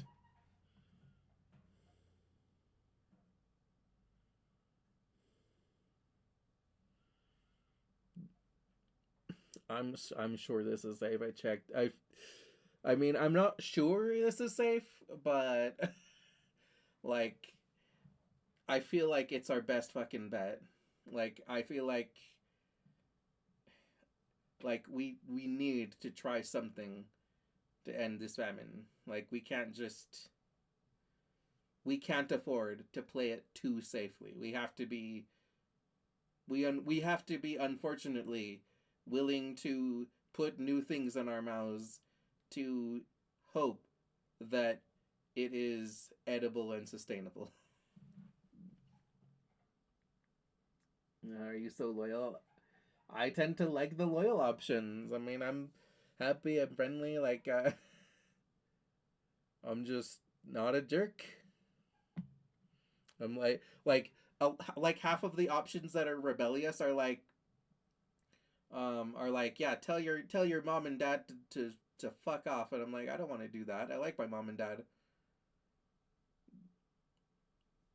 So, like, I'm just like, no, I don't like the good options are the loyal options most of the time. I tend to go for the other side, I bet. But yeah, we're going to say I'm sure this is safe. I checked. Like, I like this isn't entirely true again. I feel like I'm not sure this is safe. I feel like there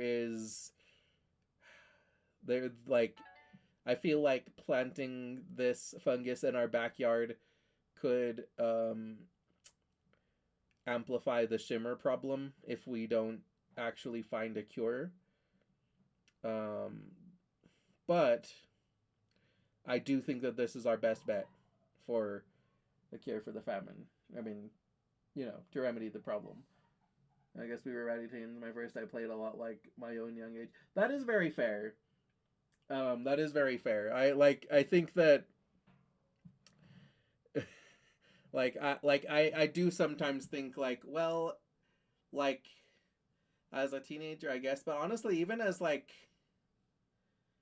a teenager, I wasn't really that rebellious with my family. I was usually pretty nice and good to my mom and everything. Like sometimes with teachers, I was not as friendly. But honestly, I got along with most of my teachers. There were just like a few that I just didn't get along with, but yeah, I was never really that rebellious, or at least not like blatantly. Most of my rebellion was like also just sneaking out with friends. Most of it was just being sneaky and not like standing there and being like, "Yeah, fuck you, bum." Let's see. I'm here a lot. Let's see. Weldon. Of course, my mouth needed to be washed with soap. Yeah, as I'm here. A lot. I wanted to fight the world as a teen. I mean, you still want to fight the world, Alex. That hasn't changed. Let's see. And the world got it. Yeah, for some years. mm-hmm. Yeah, I was always like a pretty friendly to authority. There was only like some big instances where I was like, yeah, fuck that teacher, or yeah, fuck the principal, but mostly it was when I felt like they were assholes to me, which is also how I'm playing it. Yes, but I'm smarter now than I was before. Yeah, you still want to fight the world, but now you're doing it a little bit smarter. Anyway, yeah, I'm going to say I'm sure this is safe. I checked. You show her your research. Your mom rubs her face. I know. You're a real chip off the old block, aren't you? You probably have its whole genome mapped already. Fine, let's find a place for it. You plant the sponge cake in a special field, quarantined on the other side of the geoponics domes from the rest of the crops. Let's see. By the end of the month, you can already tell that it's taken root and will start producing viable food soon. You should get your first harvest during pollen, when the sponge wells up and it's at its sweetest. Okay, that helps. Cultivating the sponge cake. Many of the earth crops grow through dust and need to be harvested before wet. This means the colony has more food available year-round. It's going to be an incredible boon. Okay. +5 colony food? Fuck yeah. Gained memory. Cultivating sponge cake. Yes. Awesome.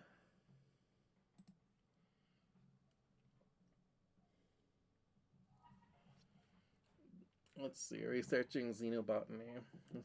Kudos of a total equals goal. Okay. 22. That's not difficult. I should be able to handle that. No problem. Alright, let's try this.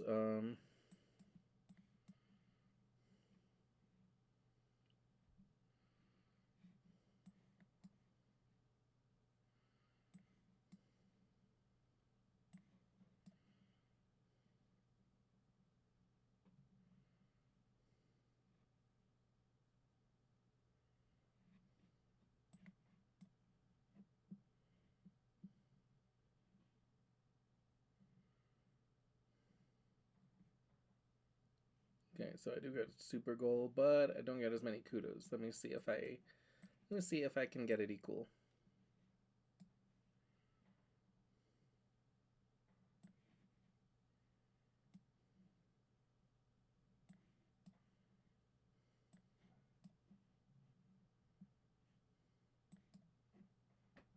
Wait, yeah, okay. The goal is 22. That's 22. Okay. Yeah, yeah. There we go. Biology plus 40 kudos. Fuck yeah. Instant stress. Fuck yeah.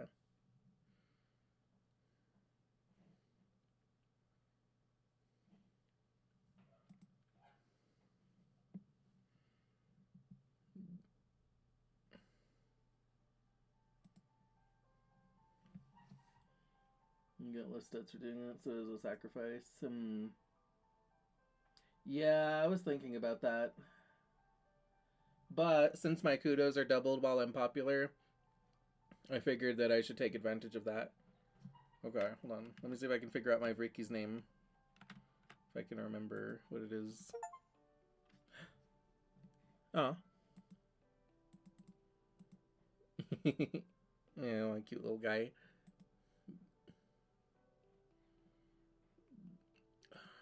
Let me see.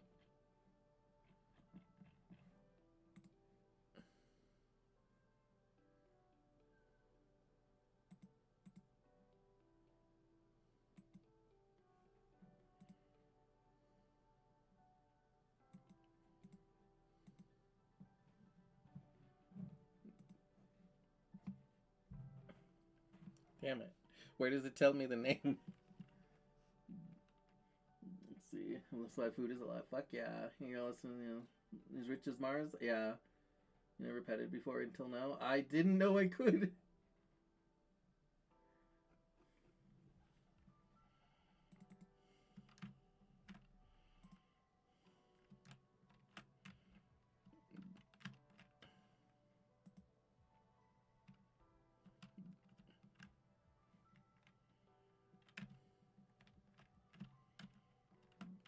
Well, first of all, let me talk to my mom. Yeah, you hardly ever see your mom. Okay, she thinks she can just outwork the family. Alright. Let me go talk to Dad. You spot your dad pouring over some plant samples.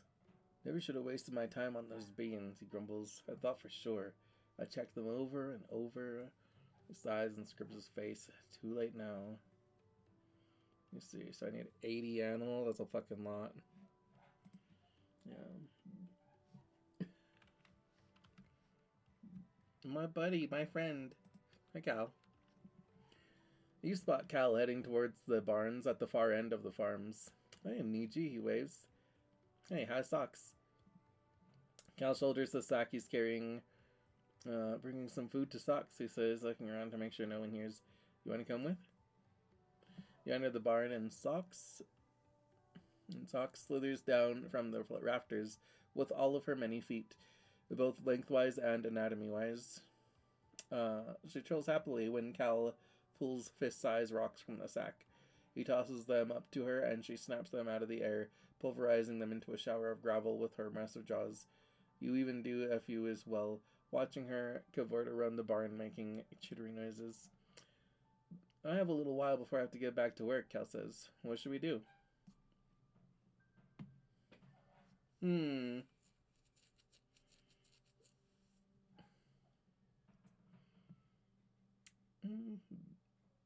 Let's teach Socks a new trick.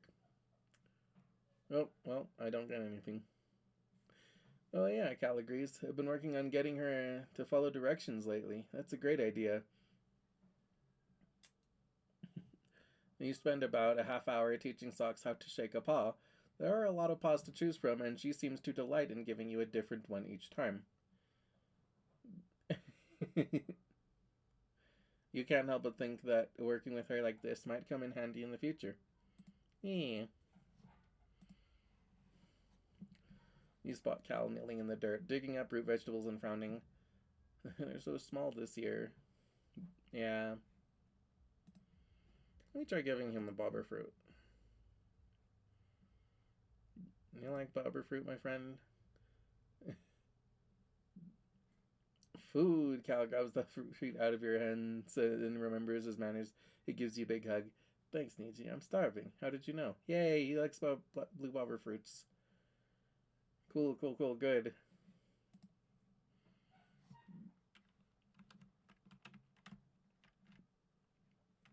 What's up, Diz? I've been foraging a lot, this says, hitching his bulging backpack up on his shoulder. There's a lot to eat if you don't mind eating bugs and mushrooms. Yeah, it's true. Be like that. Let's see. Nammy. Anemone grabs you by the shoulders. Ah, yeah.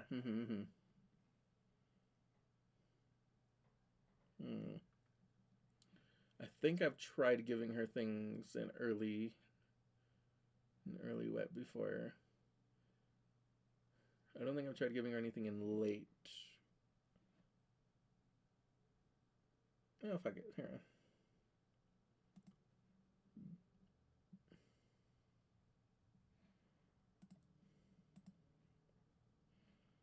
Then when he looks at the offering, thanks. Okay. Tanja watches a stink roach skitter behind some nearby boxes, a look of intense disgust on her face. I hate it here, she spits, shuddering. Giant bugs, constant peril, climate. We were better off on the ship. Oh, yeah, okay. Okay, so her birthday is in late wet. Mars is in early wet. Okay.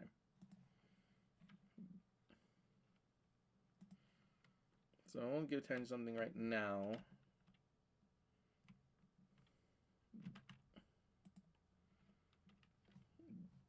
Do you go to engineering much? Mars asks. I tried to go talk to Tanja. Yeah, okay. Let me give you something for your birthday. Ha! Mars laughs, taking the crystal and turning it over in her hands, inspecting it. Well, I've had better birthday gifts this year, but I admit this crystal is pretty fabulous. I'll add it to my collection. Nice.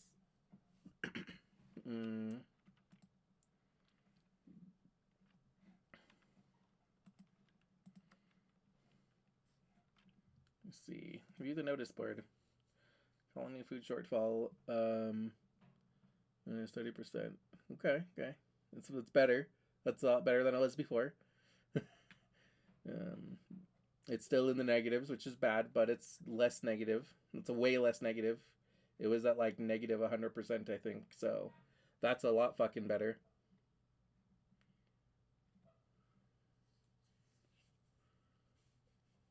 Yeah, gates will be closed during glow.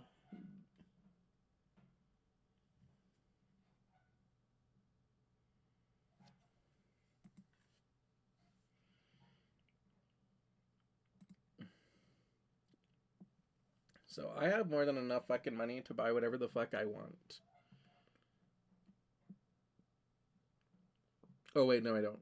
I need 300 for the backpack. Okay. I'll probably go ahead and just keep saving then.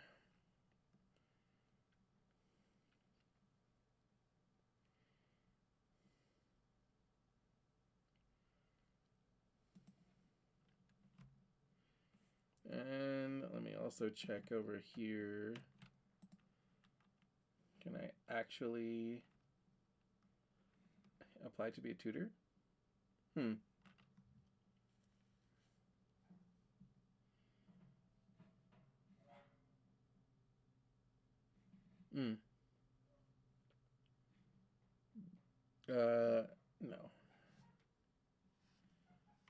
Let's see. Could get the cape if you want, all the bravery you need. Yeah, I could.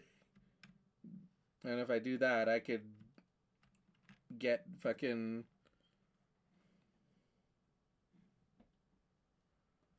I could just about get this fucking event with... There's... I don't need that right now, though.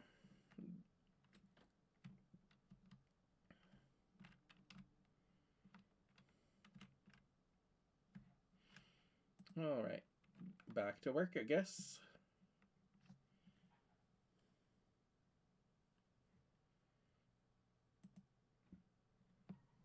You and your dad are hard at work in the geoponics lab, trying to find ways to squeeze more nutrition out of what you can grow here.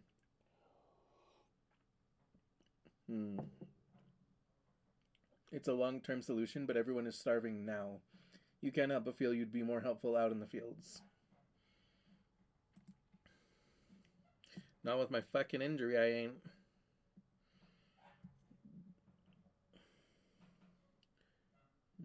One slot card gets +2. Okay.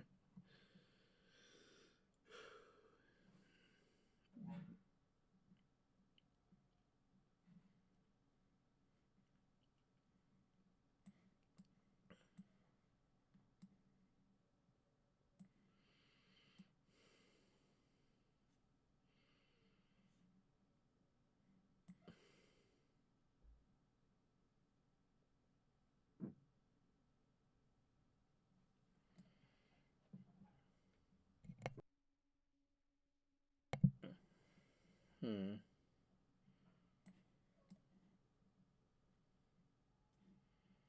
What do I do that? Still 29? Okay. 29, 29. Hmm.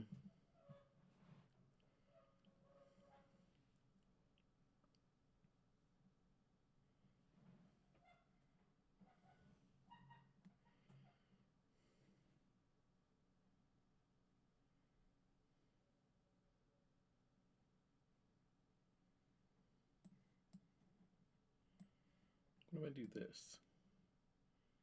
Okay, so that's 30. That's better. Hmm.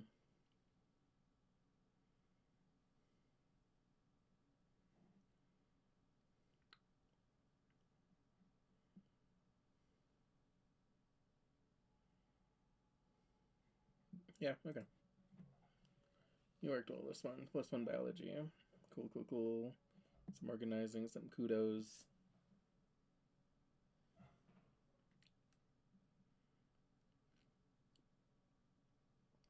Nice. Okay.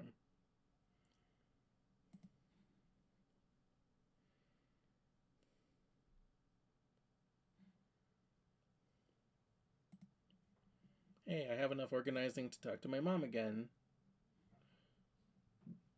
Yeah. Tell her what you learned today. You tell her about the bed bug infestation you've been helping Mars with on the down low, because Mars doesn't want anyone to know she has bugs. On Vertumna, bed bugs are as large as your toe and can burp up acid. It sucks. Let's see. What pest control? 6 coast -1 to physical cards. Okay. Interesting. You had to pull out everything from her room and take it to laundry or incineration. Um, then get in there and scrub down every corner of her room while Mars squealed every time she saw a bug. It was a whole day clean, but by the end, Mars's room was sparkling and everything was put back even better than it had been before. Good job, kiddo, Yaman says. I remember bed bugs back on Earth. Never thought I'd miss them. Vertumna has it way worse. Yeah.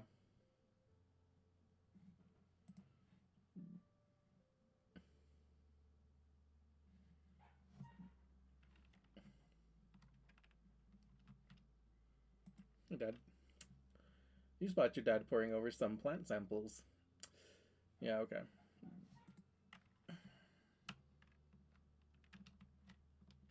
It is.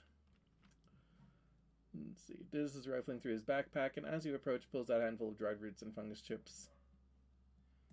Okay. Cal peers up at you from where he's working on picking bugs off some of the crops. Hey, Nietzsche, he says, stretching his arms over his head. You can hear his stomach rumble. Cal laughs sheepishly and rubs his tummy. Sorry, I guess I'm just kind of hungry. Yeah. Oh no, my poor boy, my poor boy. Let's see. Working on. Let's see, I need 80 biology. That's a lot.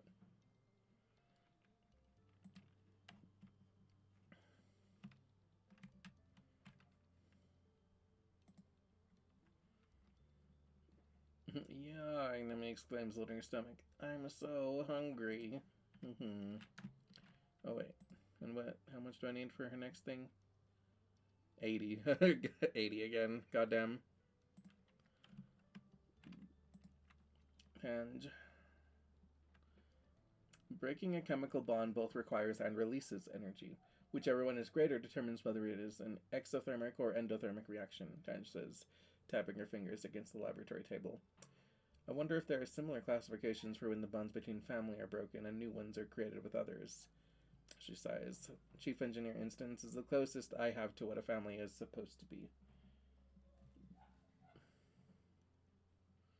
Okay, no, her birthday is next month, right? So I shouldn't give her anything right now. Yeah, because I need to wait till late wet. So next month. 20 reasoning. God, I'm so stupid. I only have 11 reasoning.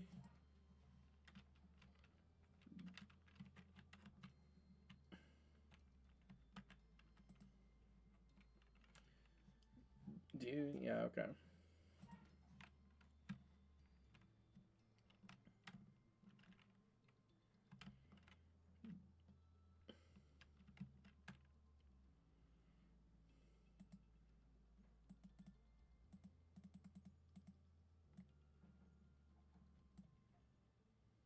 Hmm.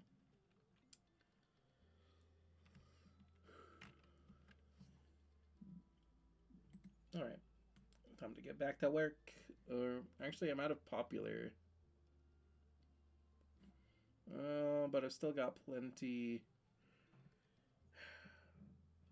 I'm not stressed. Hmm.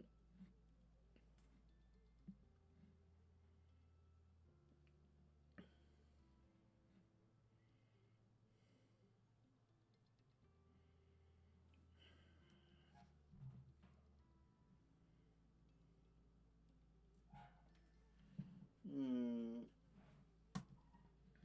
Okay, I am actually kind of thinking now because it did specifically say that the solutions that we're working on xenobotany are like things that will help in the future, and we need something that more so helps right now.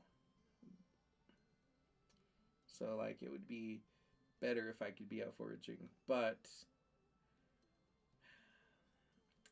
I'm not that stressed. But I'm injured, so I can't go out and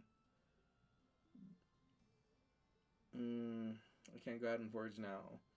And even if I do rest, that gives me 1 month to go and forage. And then I'll be stressed during glow, which might not be good because I might not be able to help during glow. mm. On the other hand, I could do some other work here that might help more immediately, like tending the animals or working on the farm.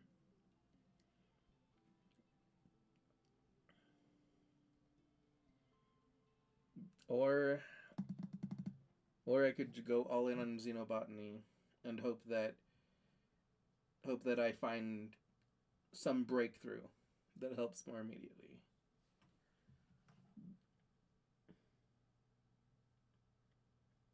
I'm saying you're useless on xenobotany and should do something else instead. It kind of feels like that, yeah, but I'm not sure. Maybe if I keep pushing, I'll hit a breakthrough that will help a lot. But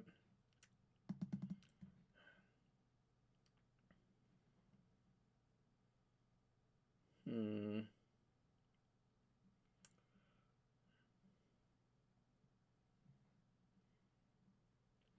I kind of want to like tend the animals.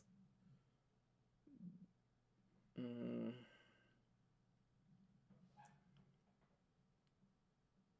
see. I could work on the farm.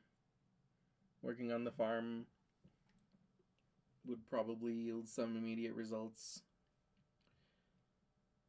Tending tending the animals um, might yield some immediate results and could potentially result in a breakthrough.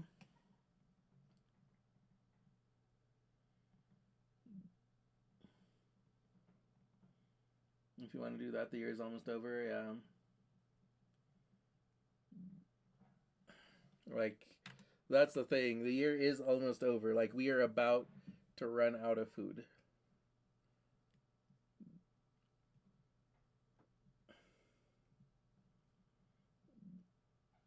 Mm, I think I've hit a wall in xenobotany, so I probably will go ahead and either attend the animals or work the farm.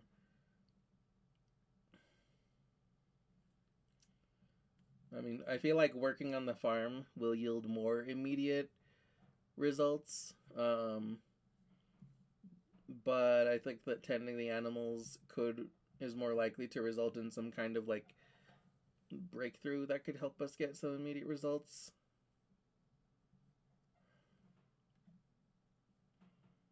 But we're probably not very likely to hit a breakthrough anyway. We'll work on the farm. We'll work on the farm for now. Hi, welcome back.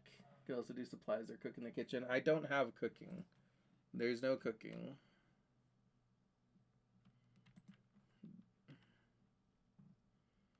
There's practice photophonor.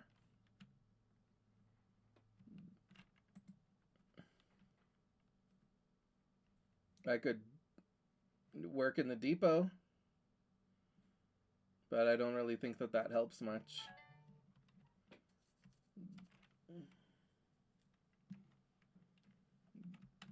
So I think, I think working on the farm probably yields the best immediate results, so we'll go for that.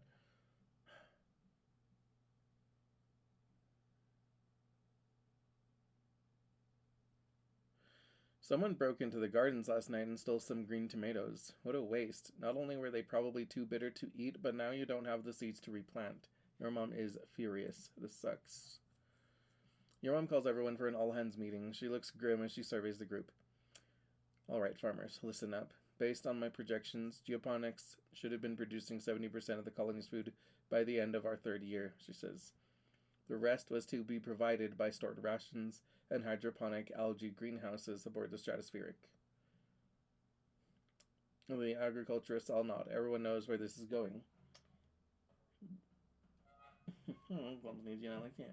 Oh, you haven't unlocked the kitchen? I mean, delivering supplies like important stuff like a carrier, maybe food or something useful. Yeah, but delivering the food isn't as important as like having the food to deliver. So, I think farming, yeah. Because we lost so much of our hydroponic equipment in the wormhole incident, as well as 90% of our soil and bacteria cultures, we're nowhere near the production we need to be at. We also had hoped to have domesticated at least one native crop, but as we found from the pixie beans last year, we have some more work to do on that front. She looks every one of you in the eyes. You're my people, my family. I'm not going to sugarcoat this for you. The colony is going to fail if we don't get a handle on agricultural production. People will die. You feel a pit in your stomach that's not just from hunger. You can't imagine someone as strong as your mother just wasting away.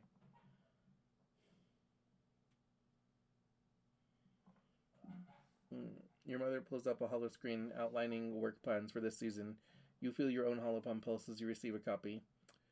There's so much life here on this planet, your mother says, but it seems to fight us at every turn. I've sent soil chemistry analysis to your palms, courtesy of Duranium.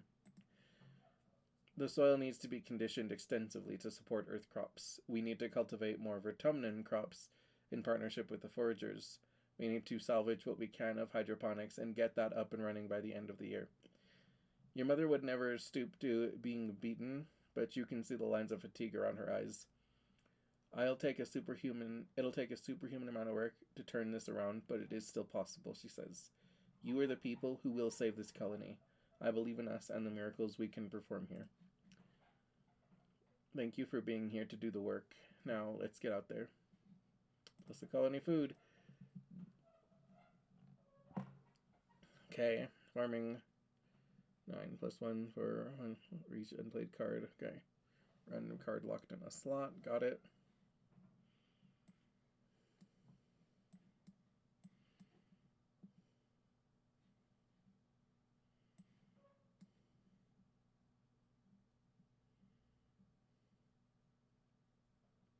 Let's see, +2 to cards with gems.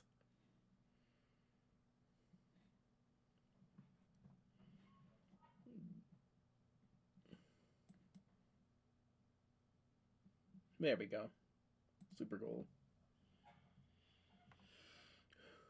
Victorious. You worked well this month. Okay, +5 biology. +11 kudos. +10 stress.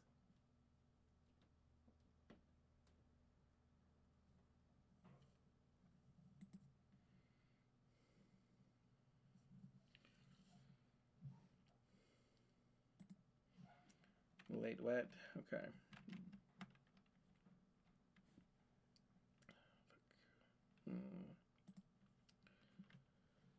You hardly ever see your mom. Yeah. Okay. I no longer have any events that I can get with her because I did all of the things with organizing. Your dad sneaks you a crumble of soy ration. Yeah.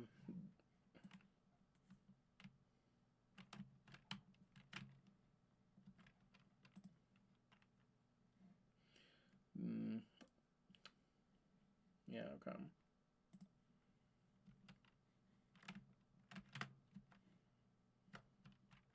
Take care. QE.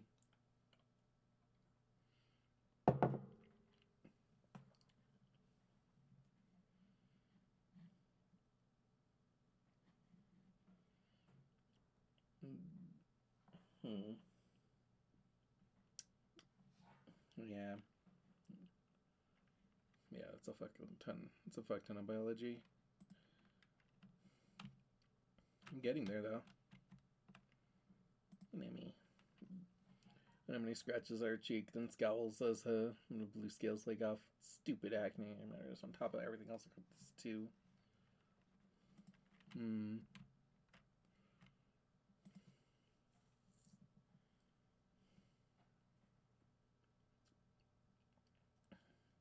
And just tapping away at a hollow screen, smiling to herself. Great news, Nietzsche, she says.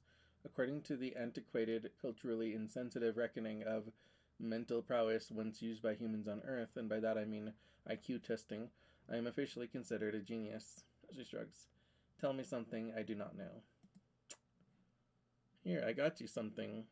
I only have one medicinal roots left, but it's yours. It seems you've remembered my birthday, Tange says, taking the roots and turning them over in her hands. Her lip curls in distaste at the dirt that still cling to them. How thoughtful of you. I have much to do today, but I'll set these roots aside to analyze later. She turns to walk away, then remembers herself. Thank you, she adds, almost as an afterthought.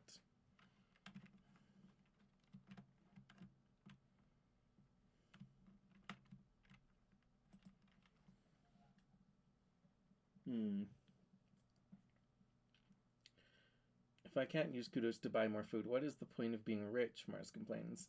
She rocks back on her heels and puts her hands on her hips. Why can't we nanoprint organic material yet? Aren't we living in the future? Just give me my future food. Ugh. Let's see, and I need 80 persuasion. Okay. It's a fuck ton. Let me see how my friendships are at right now. 24 with Nemini, 44 with Cal, 38 with Tangent, 60 with Mars. Okay. I'm ready for this. Alright. I'm getting back up there with Cal.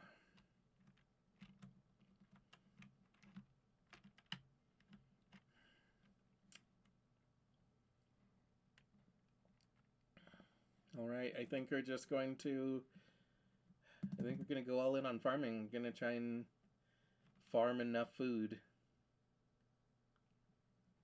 to get us through... to last us until we can get our harvest of the fungus.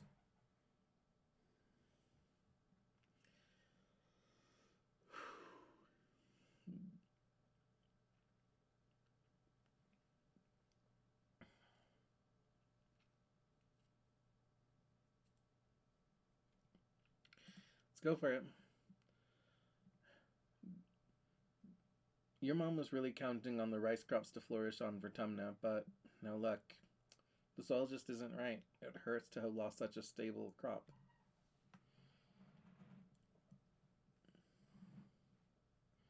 You find your mom almost collapse over a sack of soil, her head in her hands. When she hears you, her head snaps up and she wipes her eyes.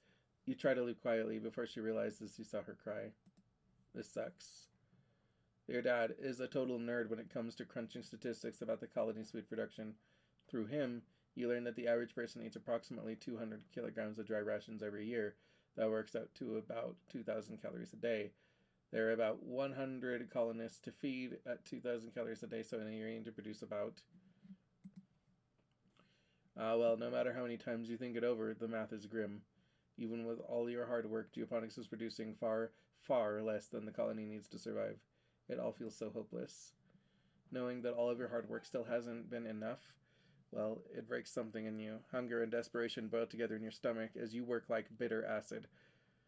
You're working so hard and you're still starving. You deserve to eat. You need to eat. If you don't eat, you're not going to be able to work as hard as you need to. So, when it's just you and a wheelbarrow of anemic-looking carrots, what do? I'm not going to steal it.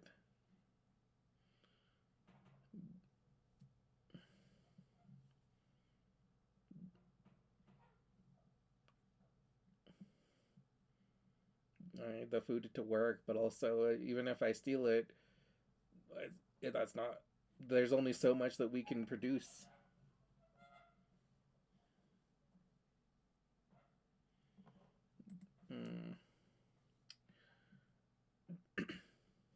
It takes an extraordinary amount of willpower, but you get all the carrots weighed and delivered to the kitchens.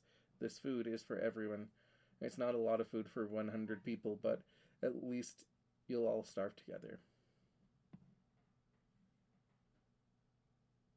What's the colony food? Again, memory is so hungry. +2 to all other combat cards. Okay. Farming. Card becomes mental. Okay.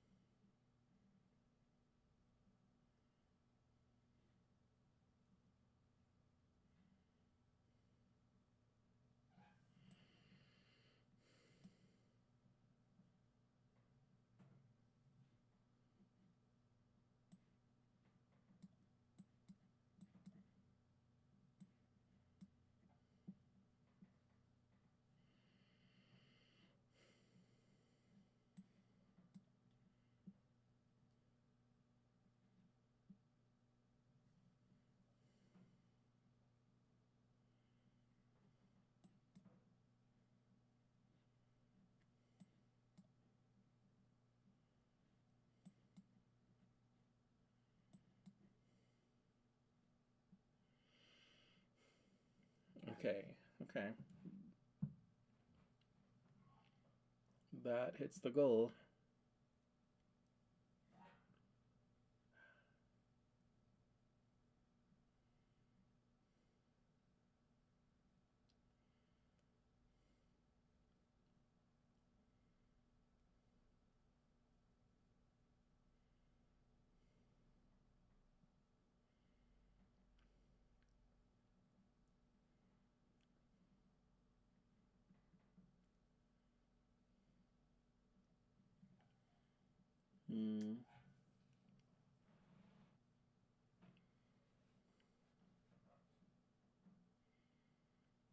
I could probably get a super here if I really wanted to.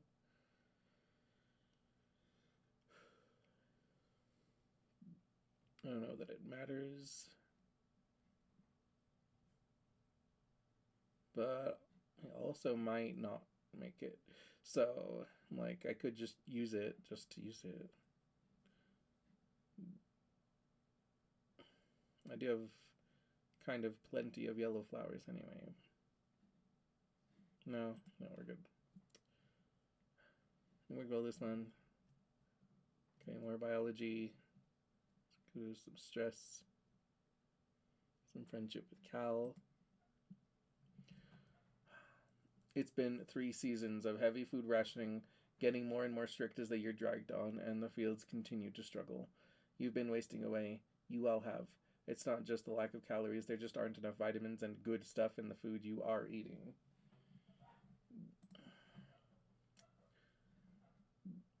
Plus 40 stress. Your muscles ache all the time. Sometimes you feel strangely euphoric, filled with inexplicable energy, but often it feels like there are weights tied to your shoulders pulling you down. You're tougher than most, but you still have trouble sleeping despite being tired all the time. You spend the whole day in a dazed fog.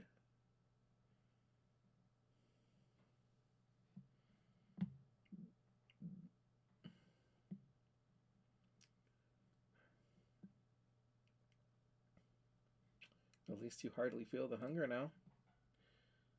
For months, the idea of food plagued your thoughts, each one like a dagger in your stomach. They've been replaced by an odd sense of peace. Now you feel half tethered to this reality, floating above everything like a balloon. Your friends stop working and retreat to their quarters. You lie to each other on the holonet, all saying you're okay, just taking it easy, waiting for the harvest. Well, the harvest came and went, as meager as ever. Your mother still hasn't given up and never rests, never stops working, as much as your dad begs her to. She must be sleeping in geoponics because you hardly see her in the family quarters anymore. From where you lie nestled in bed in your cozy fugue, it all seems like far, far too much effort to bother with. Help your mom in geoponics.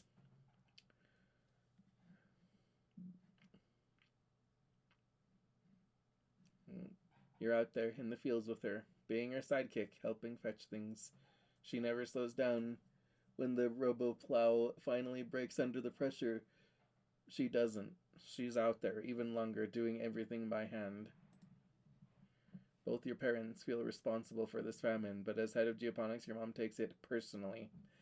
She's been skipping meals, relying on water and pressed soy bar rations, just enough calories to keep a body moving, but not enough to stay healthy. Yet she never lets up working herself to the bone, barely even sleeping, increasingly sallow-eyed and gaunt. You and your dad try to slow her down, but, well, she's a stubborn woman. If not her, she says, then who? My poor mom.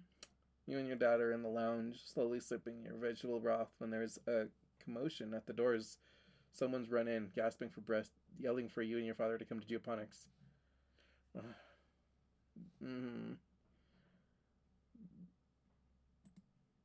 You run over, knowing deep in the pit of your stomach that something terrible has happened. When you see the faces of the agriculturists, your mom's people, you know that feeling is real. Your dad sees her body first. He lets out a cry like something you've never heard before. A deep, unimaginable pain, dragged up from the darkest parts of where fear lives. Oh, my poor mom. And your dad falls to his knees, beside the frail body of your mother. He pulls her in his arms and sobs, wretched and agonized. You don't even know what to think. Your mom always seemed larger than her body, but seeing her now, there's nothing there. Just a fragile shell. They tell you she didn't even cry out. She just went to her knees and then lay down in the dirt, and that was it. She's gone.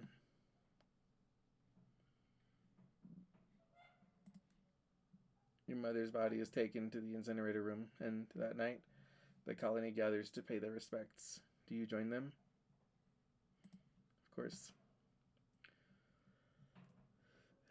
Like Tammy's funeral, the incinerator room has been cleared, and a wreath of flowers placed over the mouth of the organics recycler. They're white, Astrantia, your mother's favorite flower, carefully carried from Earth, with the hopes of it flourishing on Vertumna, just like you. You stand with your father and Uticott and the rest of the council are here as well, including Rhett. You're surprised to see tears rolling down his face. He's such a hard ass in the garrison. Cal is here with all the other agriculturists. Respect to Flulu, yeah. I love Flulu. The rest of the colony waits in the canteen to offer their condolences after the service.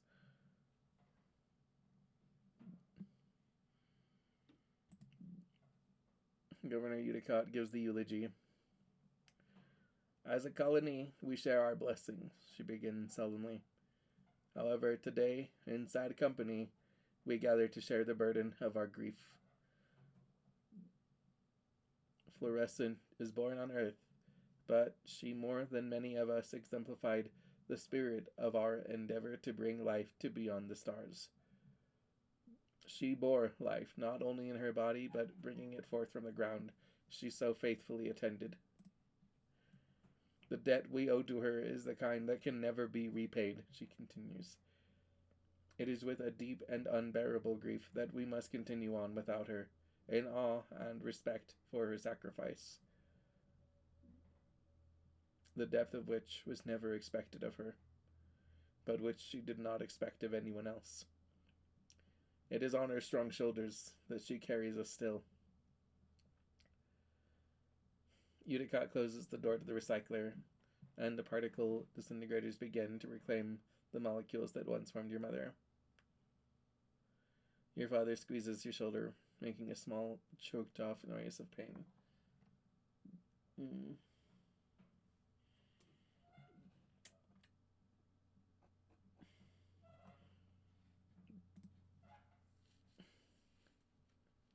As a community, we remember Fluorescent. As a community, we return her body to the soil that nourishes us. In this way, her sacrifice is recognized in the manifest body of the colony. The ceremony is adjourned to the canteen, where a somber wake is held in your mother's memory. There isn't enough food to dull the emotions, and your empty stomach only reminds you of her unfinished work. Your father is the new head of geoponics. In a few hours, he receives your mother's remains so that he can add them to the colony's precious supply of brown soil from Earth. You touch the cool lid of the container, marveling that your mother could fit in such a small box. You don't have to be okay, your dad says quietly. His voice is thick with emotion. I know I'm not. I have to keep going where she left off, but if you can, you should take some time off. I mean, I'm too fucking stressed to do anything. Like, what am I going to do anyway? Like,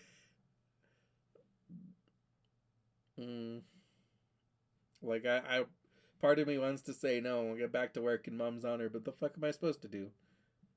Like, I'm too stressed. I have too much, I just can't. I don't have anything I'm going to be doing.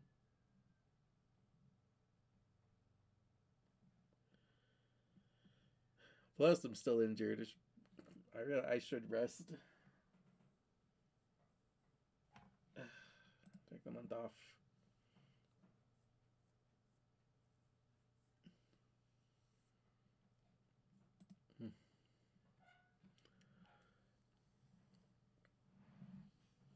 The prospect of just going back to work like everything is normal is too much to handle. The sun dips below the horizon and glow begins. You end up spending the whole month alternating between sleeping, scrolling the HoloNet, and staring into space. It's restful, at least. A few days after the funeral, surveyors return with an unexpected bounty from the Valley of Vertigo. It's enough to survive for another month, until the new year maybe, if you keep rationing. The colony will continue to limp along, but without your mother. The roar wakes you. It would wake the dead. It shakes the walls, rumbles through the ship's hull, and makes your heart skip a beat. You're paralyzed by a sudden clench of fear in your gut, though through your porthole window you hear metal screeching and people shouting. Then another roar, guttural and rumbling like the sound of a mountain collapsing. Something enormous is out there.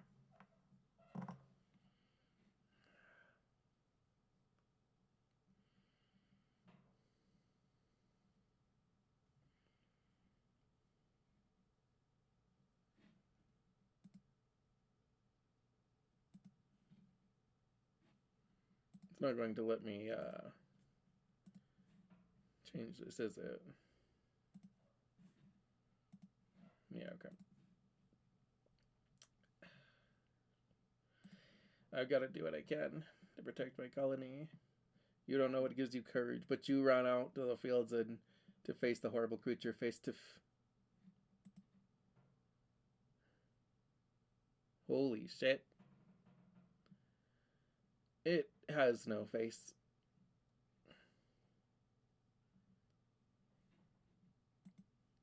Can I? No? Okay. In place of a face or even a head, its body just unzips, revealing a mess of writhing pink tentacles and blinking eyes, pocked with jagged, asymmetrical teeth. It stands on 4 enormously powerful legs, each as wide across as tree trunks. Clinging to its back and its thick, slug-like tail are clumps of lichen that glow faintly in the night.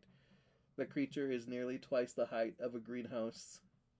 It's standing on top of a flattened one, the wreckage of lattice and plants all around. Flickers of light from plas rifles and stun globes light it from underneath, and the stench of ozone is thick in the air.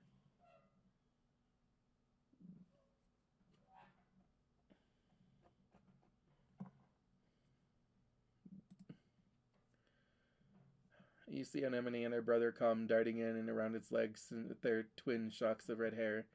The faceless creature lurches into another greenhouse, oblivious to the soldiers trying to herd it away. The monster left a trail of destruction from where it smashed right through the walls. Smaller creatures are pouring in through the gap and heading towards... They're headed straight to command. You watch helplessly as the hordes of animals storm command, snaking through torn away panels and smashing through windows. It's too far away to hear the screams, but Governor Uticott is inside. You have to do something.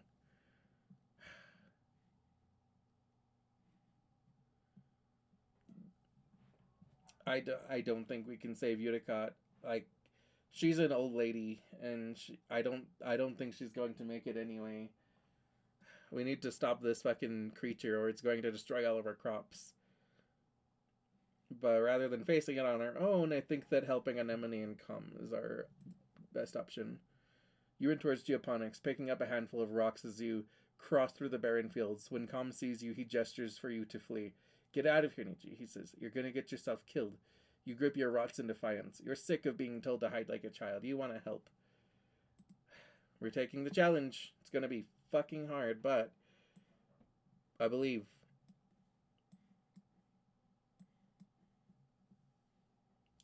That's a good strong start.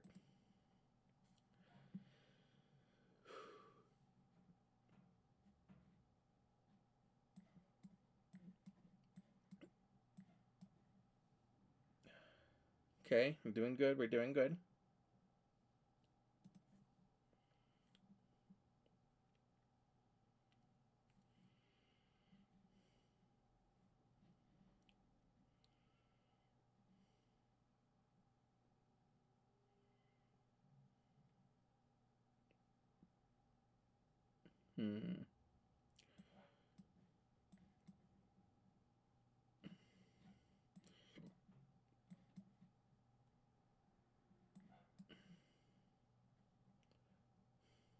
Okay, we made it.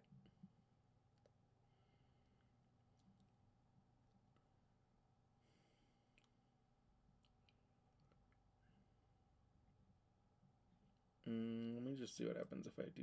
Oops, no. That's not what I meant.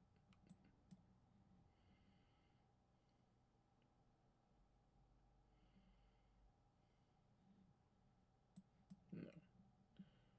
It has to be like this.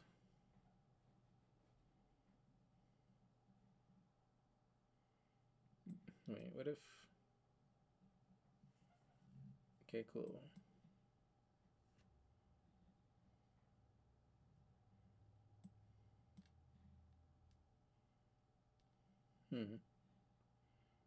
Interesting. Oh, yeah, because this is a straight. Got it.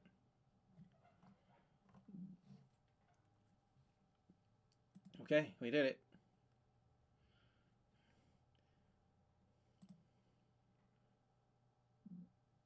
You try your hardest, but even with the full force of the defense squad, you can barely keep it contained near the farms. You dart in and around the battle, throwing rocks and making noise to keep the abomination's attention away from the rest of the colony. Its tentacles whip around, slapping the ground and knocking into people, picking them up and throwing their helpless bodies like dolls, only to be crushed under its massive trunk-like feet. The fields are littered with bodies of the fallen. Sweat stings your eyes, but you somehow stay on your feet. Others aren't so lucky. Neji, watch out, Kum cries out, and you look up just in time to dodge the wet slap of a tentacle.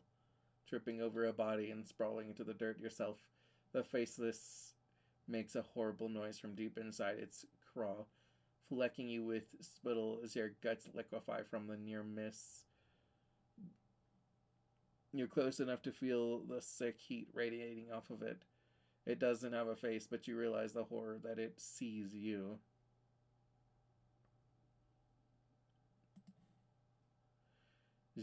A beam of a plasma rifle arcs over your head, and the Faceless roars again and turns its terrible attention to Kum. You scream and uselessly cover your head as it lumbers over you. As you scramble to your feet, you see Kum go flying through the air. He lands a few meters away with a sickeningly wet crunch. Anemone cries in horror as she runs to Kum's side, but it's too late. His body is bent at an unnatural angle, his eyes open and his face frozen in stupefied terror. He looks unreal, like a wax mannequin. He's just gone like that. Anemone lets out a primal scream of pain. You can see the thought ignite in her mind, contorting her face with ugly fury as she stands up to launch herself at the Faceless again. You grab her arm and she yells at you in wordless rage before collapsing to her knees, throwing her body over Combs and sobbing like the scared teenager she is. You can only stand and watch. You hear a colossal cracking noise and look up to see the Faceless stumble towards the stratospheric. With a roar that shakes your very molecules, it loses its balance for the last time and falls onto the ship. Metal screams as the ship buckles and gives way. Whole pieces of the quarter's wings shear off as your home opens like a tin can, spilling its contents into the square.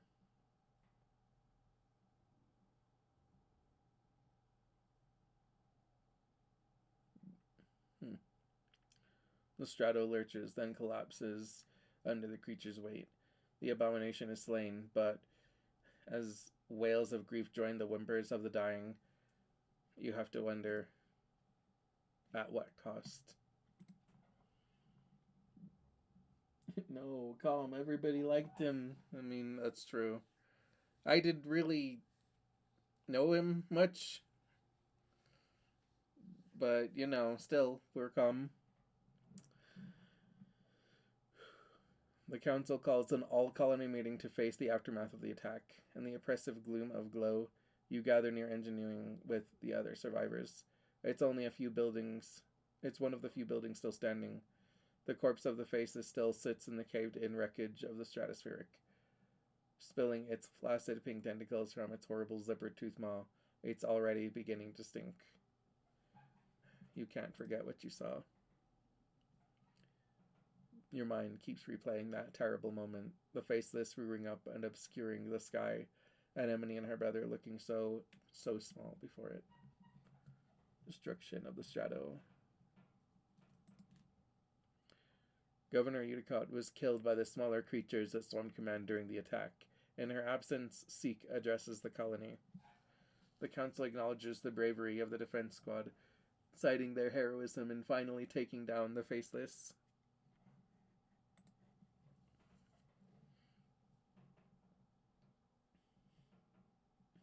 Cum was such a good character, I guess. Geoponics is gone, the greenhouse is destroyed and fields trampled. After a year of suffering, starving, and only barely scraping by, you're not just back where you started, it's even worse. Everything your mom sacrificed herself for, gone in one night. The entire front half of the stratospheric has been destroyed. The living quarters, the canteen, the living quarters, the canteen, the garrison, the lounge.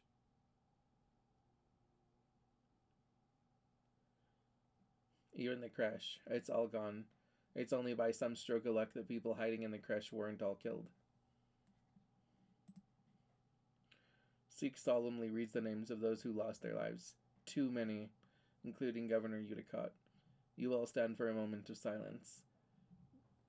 You feel the weight of loss like a blow to your chest. Anemone and her family cry out when our brother Calm's name is called, and their quiet sobbing continues through the silence. Governor Udicott too. This is terrible. Yeah, I mean, Udicott was old. She was gonna die soon anyway, I think, but still, a terrible way to go. With the living quarters destroyed, everyone moves into the engineering wing for shelter.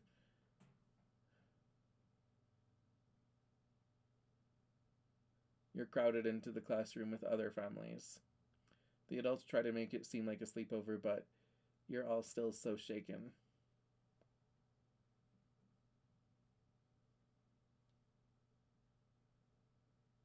Anemone cries about her brother and screams at anyone who tries to comfort her.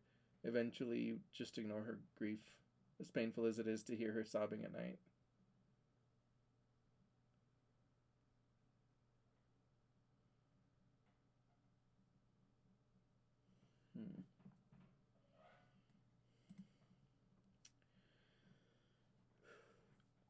You feel like you've been awake for days and you'll never fully sleep again. You try, but you keep jerking awake, crying out in fear. Eventually, you fall asleep sitting up, held in your father's arms.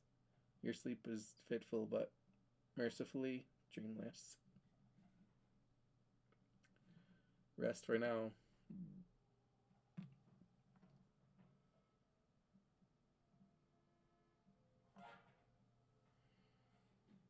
Damn.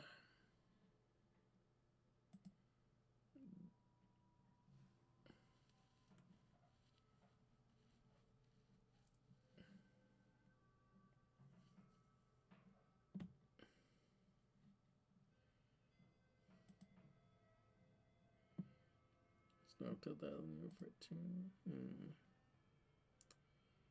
Nicole, during an attack, number 14.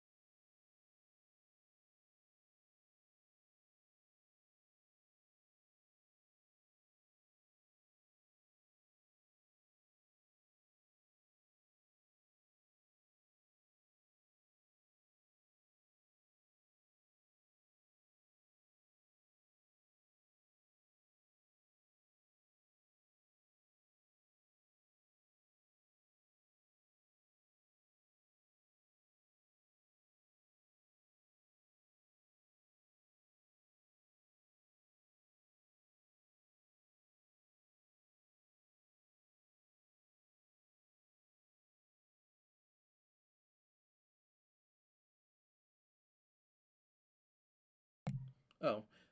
Oops.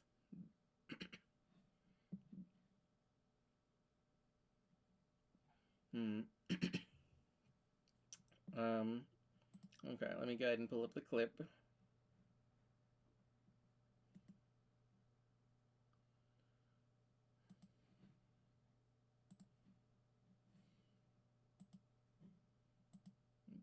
Let me see. Let me go ahead and.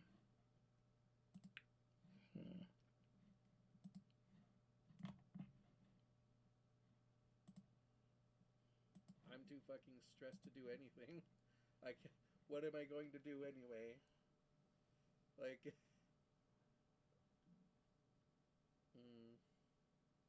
Like, part of me wants to say no, we'll get back to work in mom's honor, but the fuck am I supposed to do? Like, I'm too stressed. I'm too much, I just can't. I don't have anything I'm going to be doing.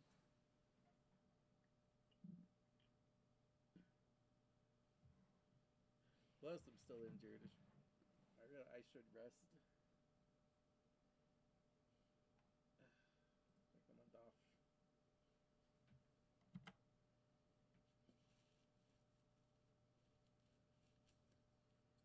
Yeah, dude, is that hungry, injured? Yeah. It's just fucked. Let's see.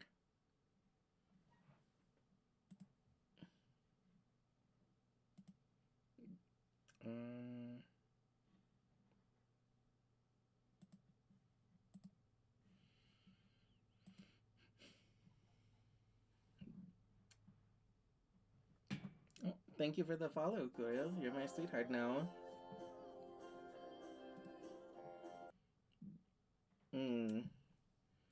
As a visual novel waifu, I have a relationship level with chat grenade stream, and your follow has increased my relationship level by 1, which takes us from waifu to beloved. That puts us at 6 relationship hearts, which means 1 more and something special will happen.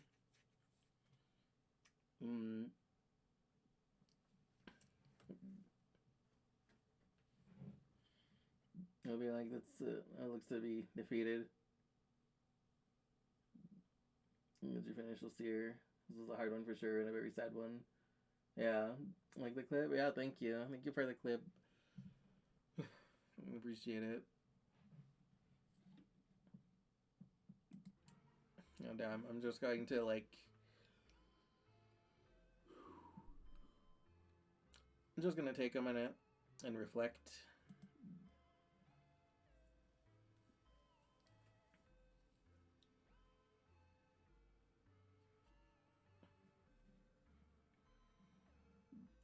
Goddamn. Lulu's death hit the hardest this year. Mom, I love our mom. Miss our mom. But, I mean, Uticott and, yeah, rip Uticott and Com as well. A little terrible for Anemone losing her brother in front of her like that. If you don't like it, that's fine. Just thinking of different clippable moments. Right now, I like it. Thank you. I appreciate it.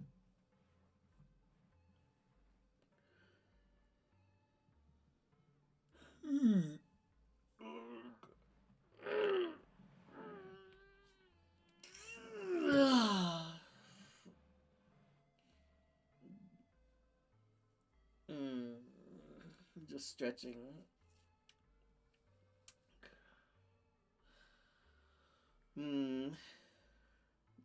Time of the year. And most of our colony was destroyed too.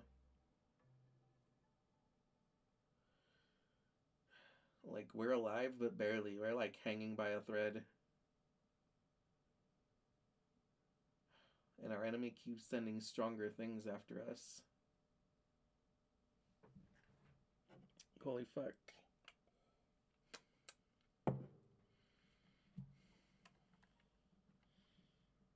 You got it separated, especially since the stream looked good this time. All of your colony is destroyed. Alive, but it's destroyed. Yeah, there's almost nothing left. Oh, oops.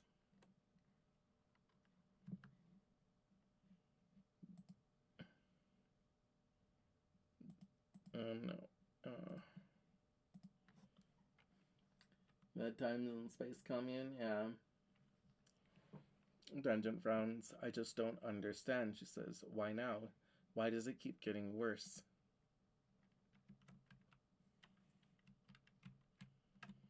Yeah, I'm just gonna walk around and have a look.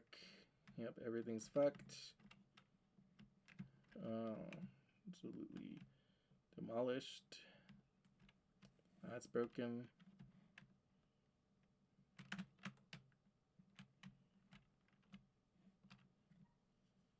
Mm-hmm.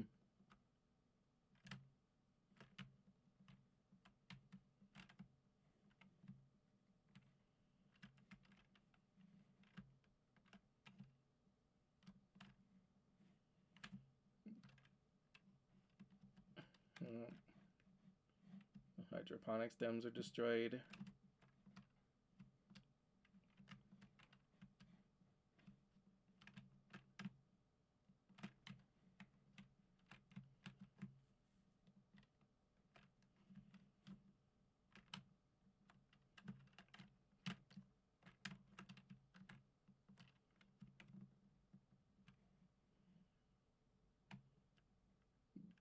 Yeah, everything's gone.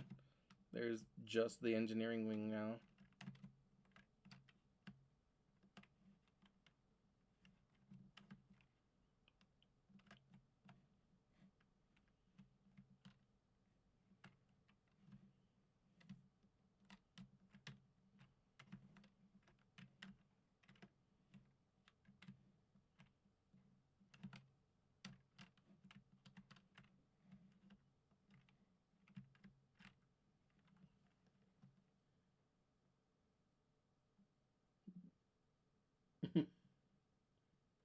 So yeah, I just love this cozy game and shit. This is not a cozy game.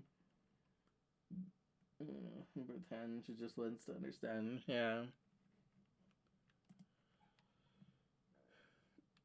Mars crosses her arms and sulks. What is the point of having all these kudos if I can't actually use them to, like, buy stuff we need? Like, hello, it's not like I can mail order more supplies through the wormhole. Yeah.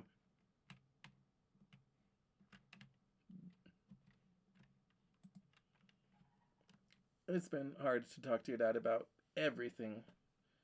Losing your mom and losing the colony right after, it's too much to take. Neither of you know what to say. Yeah, like, we're fucked. We're royally fucked. We lose, like, honestly, at this point, we're just counting down the clock to our death. Of course, it is still about taking it easy and move cards around with such a good story.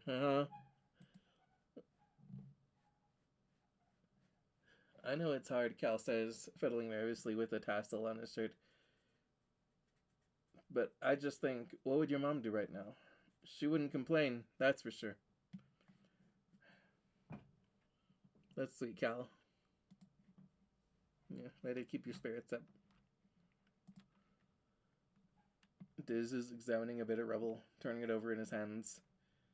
I wonder if we're ever gonna find, like, alien tech, he says. Wouldn't that be cool? Sure. I mean, I found some. I did. I could take you to it if that's how you want to spend your last days alive.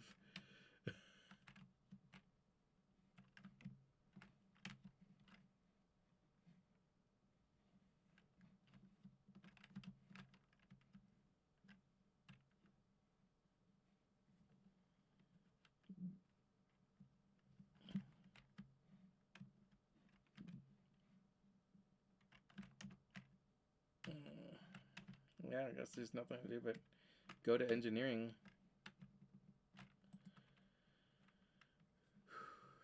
Engineering is crammed with families and what belongs they've salvaged from destroyed living quarters. You could spend time in your crowded temporary lodging in the classroom or help the adults try to fix things.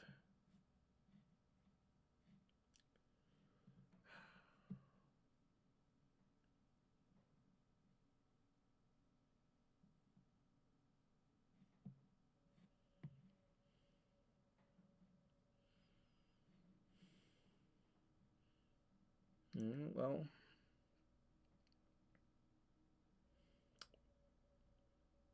might as well help rebuild.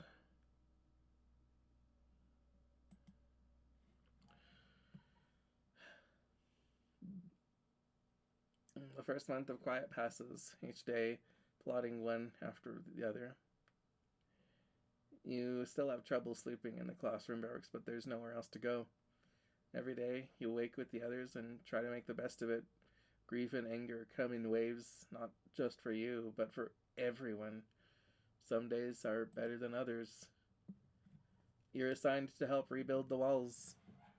The first part of the month is spent just dragging away the wreckage, sorting it into salvage or recycling.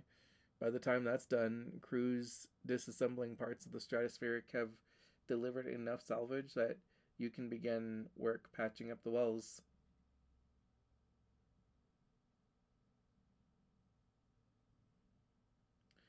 A sense of urgency permeates the crew. After everything, people need to feel safe. Diz is on the work crew with you, something he does begrudgingly. Walls didn't help the first time, he grumbles, whenever anyone asks for his opinion. We should just tear them all down and live like the animals do. If someone planted a bunch of buildings on my land, I'd be pissed off too. I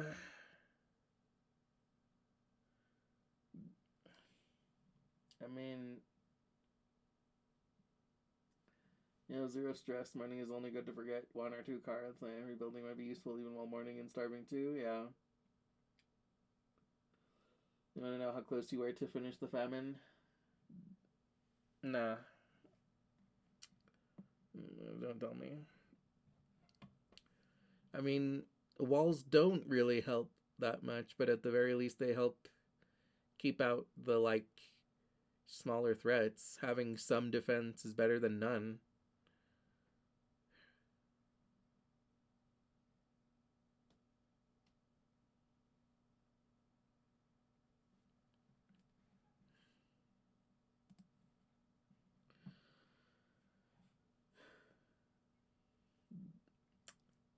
By the end of the month, you made noticeable progress. There are other priorities and not a lot of construction material, but when last year's mushwood harvest is done drying out, you'll be able to do more. Even if Diz is right that it didn't help the first time, it's better than nothing. That's what I figure. It is better than nothing. Okay, well, yeah, Diz just hates people, I think. I mean, yeah.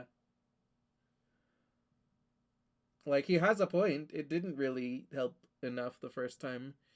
But, like I say, some defense is better than nothing. It's like saying, well, having a shirt and pants doesn't, keep you warm enough in the winter. So, why bother wearing any clothes in the winter? It's well, it's still better than nothing.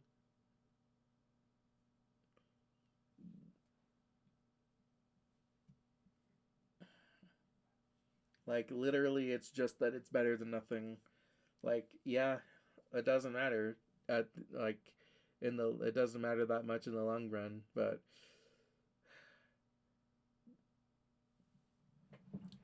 we're royally fucked.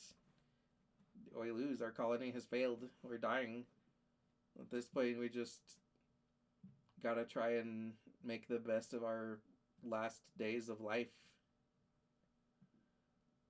If we have any hope at all, it's to go back in that hole with a bomb, blow up that fucking lab that's down there, and hope that by doing that, the fucker that's attacking us can't send the monsters after us anymore. We should play a little more. There's a good stopping point soon. Yeah. I assume that we're going to die. That we don't have anything anymore. We don't have crops. We don't have systems. We're 20 starving people on a fucking rock that hates us. Trust? No, I don't.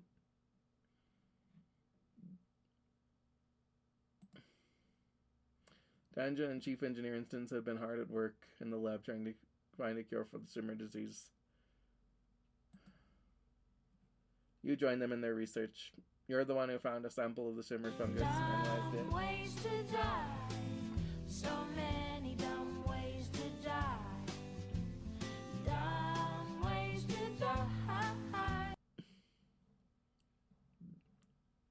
I mean, Not a particularly dumb way, should I?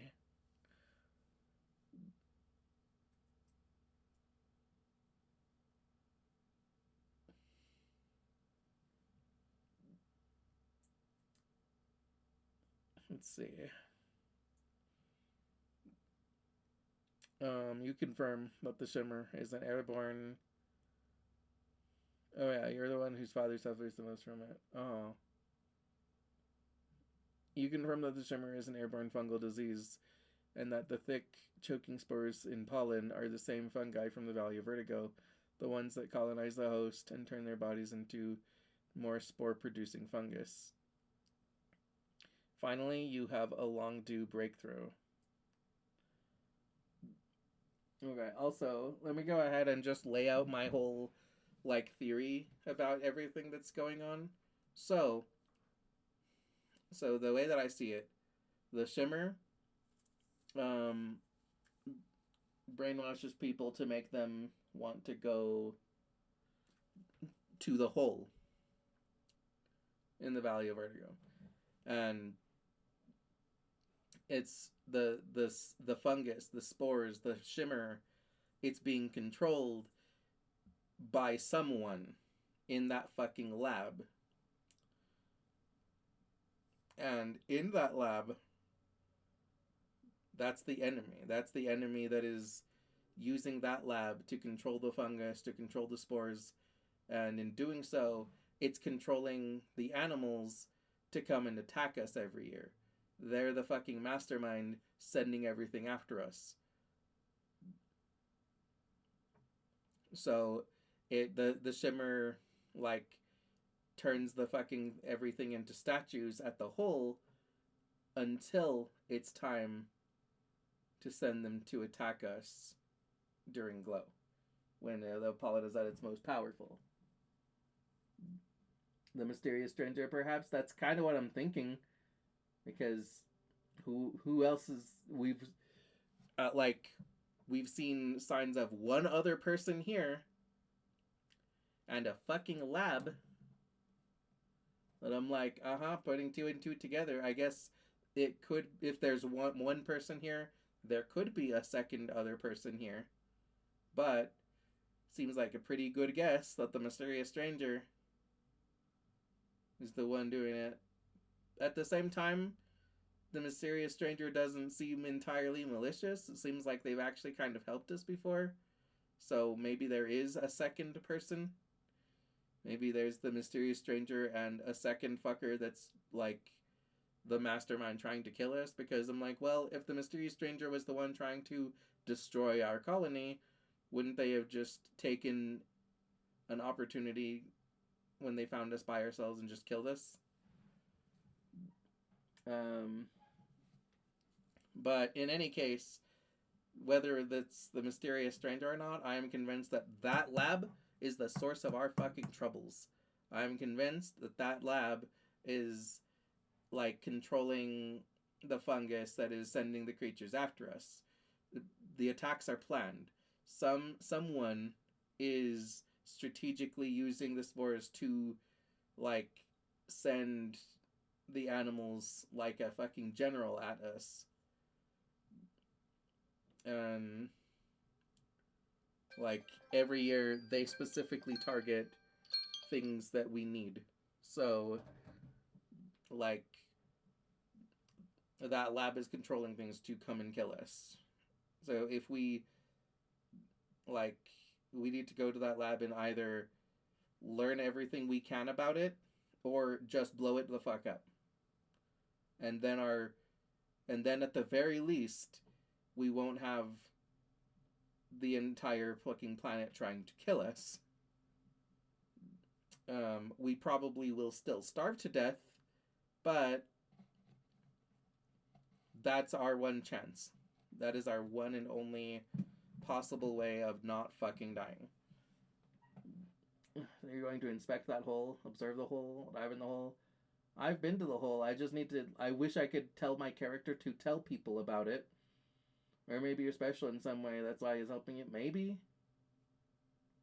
I don't know. Maybe the mysterious stranger is a little bit more complex and doesn't feel the need to kill one single person. Maybe they're just like touch the hole. Yes. Don't worry, I'll get real up close and personal with the hole. But I think that making progress with the shimmer is good, because if we can cure shimmer, then that means that I have a way to resist the mind control of the spores, so then I can go in there and learn more, or whatever. Anyway, so you confirm that the shimmer is an airborne fungal disease. Finally, you have a long due breakthrough. Sunlight. You try inoculations, antibiotics, antifungal creams, but what finally works is a high-intensity light treatment, mimicking the full force of the sun's during dust, coupled with an injection to increase its potency. Of course, Tange exclaims, the fungus colonizes animal life during pollen, and some succumb to it, but the intense light of dust scrounges the fungus from the survivors. It's all part of the natural cycle. Right. So that's why glow is when it's at its strongest, because there's no sunlight. So if we just blast the fungus with enough UV rays, then we can counteract it. Let's see. Plus 0 biology, -1 from in Morningstar. Yeah, whatever. The treatment works on samples, how to test it on a subject. We're gonna test it on an animal because we don't have enough people. You could also kill your dad who's been sick with it for like 2 years. Yes, but in the event that our cure makes things worse, we don't want to test it on our dad first. So we'll test it on an animal. A little hop eye blinks up at you with 4 giant, trusting eyes. Can you really subject it to experimental therapy? We need to. You lock the hop eye in a sealed cage and pump the fungal spores in. Within a few hours, its skin is oozing with shimmering dust. It begins to throw itself repeatedly against the plexiglass cage, the fungus in its brain forcing it to get outside and spread its colonizing spores. You move the poor creature to the light therapy machine and fire it up. It emerges a few hours later, blinking wearily and looking much healthier. Dr. Instance takes its vitals and runs samples of its fluids through various machines. She's excruciatingly thorough, but after a few days, she concludes that the treatment is a success. The hop eye still carries a high fungal load, but its effects have been nullified by the light therapy.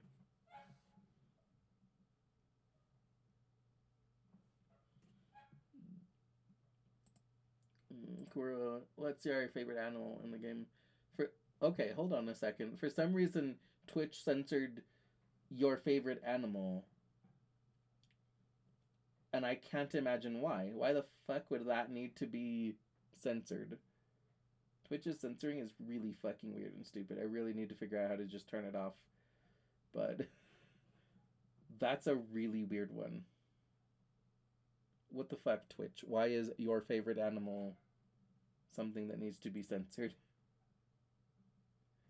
That's neither malicious nor sexual. What are you talking about? I can see it. Yeah, but it was like censored. It was censored with like asterisks, and I have to like click it for it to show it for me. Like, it doesn't block it, it just censors it. Ricky's fave pet? Awesome.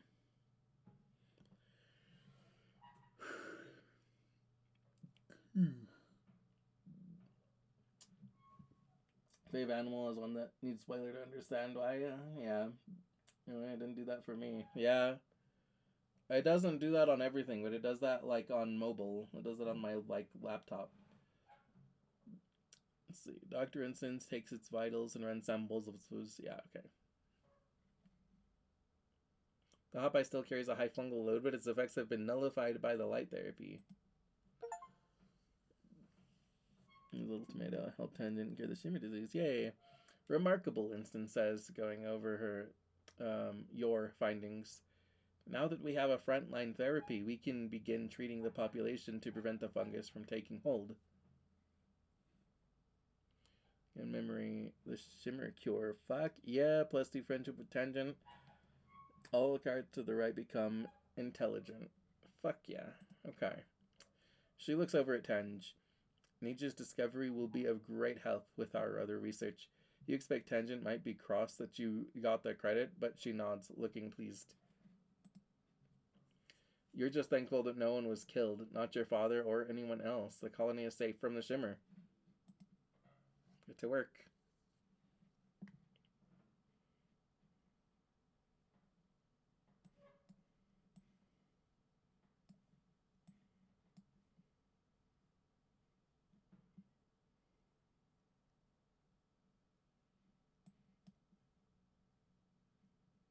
Yeah.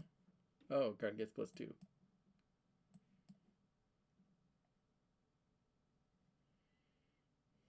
Hmm.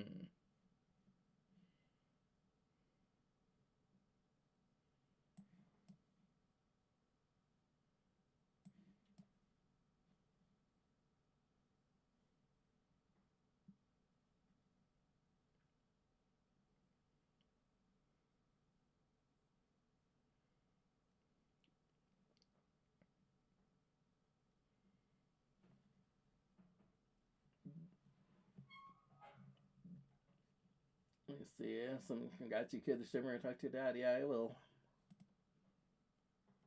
You worked well this month. +1 toughness. Fuck yeah. Okay. +6 kudos. Okay, cool. The sun's finally dawn again on your birthday. You wake early and climb to the top of engineering to watch the first sun's watery rays break the horizon as the wormhole recedes across the sky. Dawn should represent hope after a long period of darkness, but this light only reveals the full extent of the damage to the colony.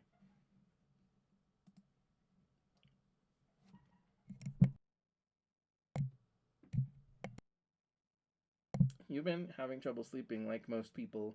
It's hard to find rest crammed into the classroom with all the other kids and their families. And every time you close your eyes, you shake your head to clear the memories.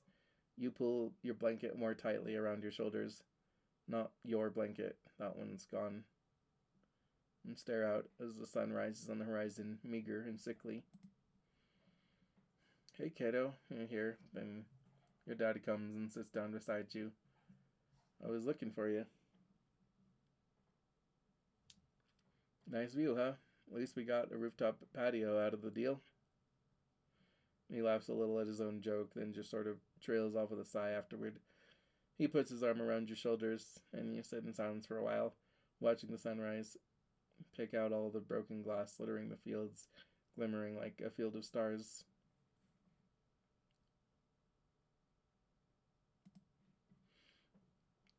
Neither of you really know what to say. It's clear your dad feels like he has to give you a pep talk, but there's an oppressive nature to the silence that makes it feel impossible for either of you to start. Eventually, he just sighs and his shoulders slump. I know things seem pretty bad right now, he says, squinting into the sunrise. It sounds like it's taking all his effort not to cry. But it'll get better. It has to, right? You're not so sure. At least your mom wasn't here to see this, he mutters. That's the silver lining, I guess.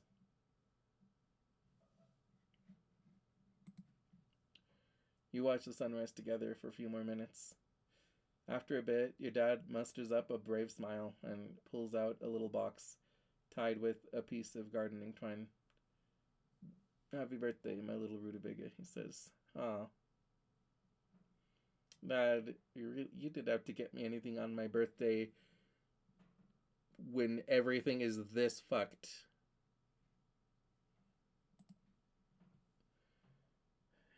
You know what it is before you open it. Your old medallion, the one your dad made with the sun on it to represent Earth, was broken during the attack. And all the chaos you didn't even notice, but your dad did and made you a new one. It's just like you remembered a similar design with a wormhole this time to represent Vertumna.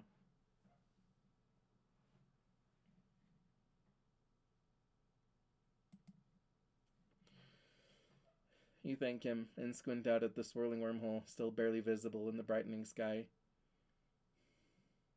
It's so massive and awe-inspiring this time of year, and it always seems to herald disaster. You're happy to watch it fade away into the daylight. Your dad slaps you on the back. What a birthday, huh? He's hoping they all get better from here. You both head back downstairs to the wreckage of the canteen, where they've put up temporary roofing with whatever tarps and scraps could be found. The colony nanoprinters, the few that still run, have been working day and night to replace the necessities of life, but larger construction projects are going to take some time.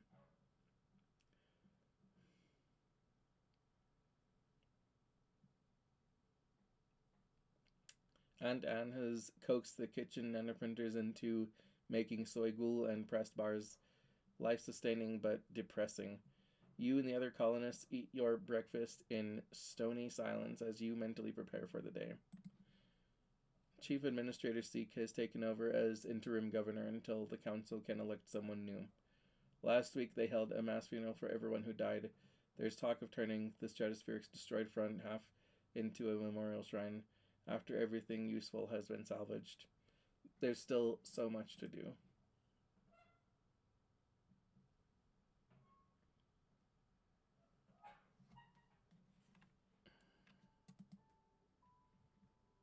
Okay, mid-quiet. Well, let's just start talking to our friends. Tangent paces outside the engineering wing, the only building still standing. With everyone living in here, there's barely enough room to think. This wretched planet, Mars grumbles, gazing at the wreckage of the Stratospheric. That was my ship.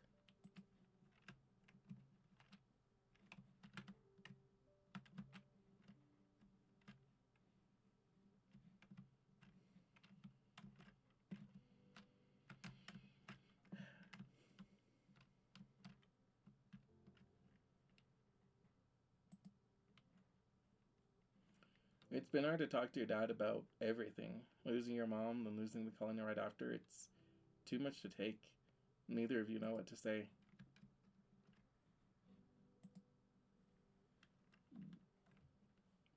I know it's hard, Gal says, fiddling nervously with a tassel on his shirt. But I would just think, what would your mom do right now? She wouldn't complain, that's for sure. Yeah. I guess so. Diz is sitting on a pile of rubble, looking out over the colony wreckage. He doesn't look particularly sad. What do you want?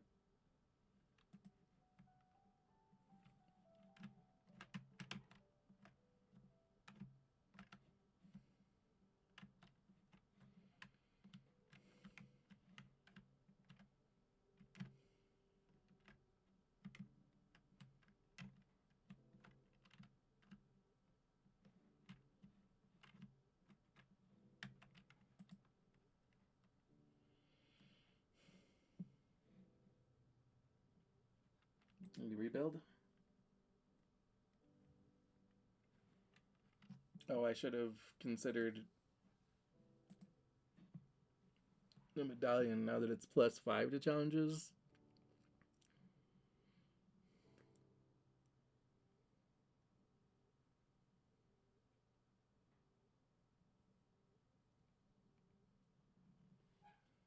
It's okay.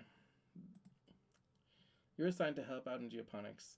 The agriculturists have been hard at work trying to salvage what they can of the ruined fields and the destroyed greenhouses, but there's still a lot of work to be done. Your dad has taken over as chief cultivator. Succeeding your mom was already difficult for him, and now there's this.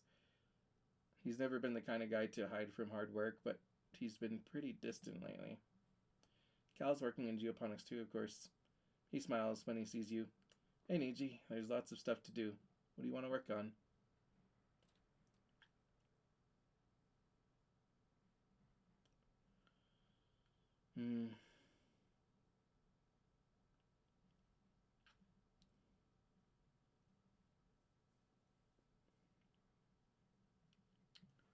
Um,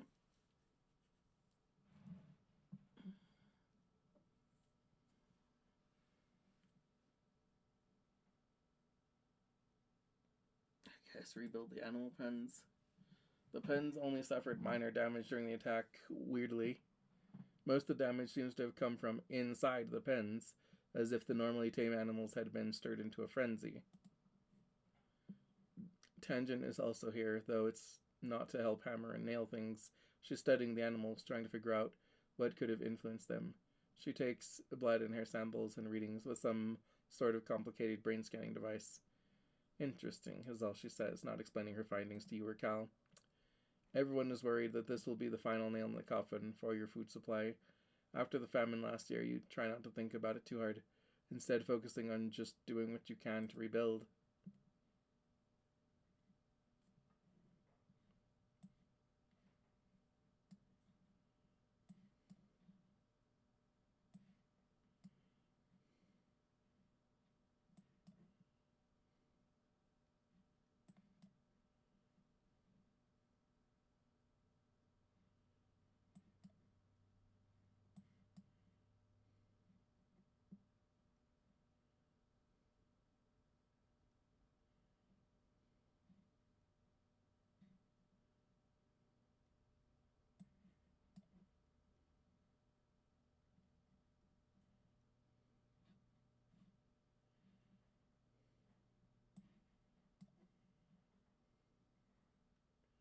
Nice, okay, there we go.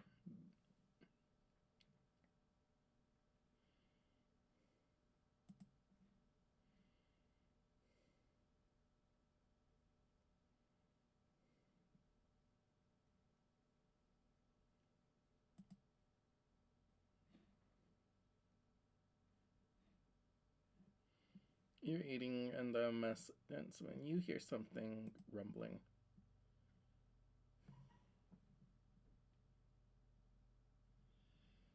Your bowl and cutlery start rattling.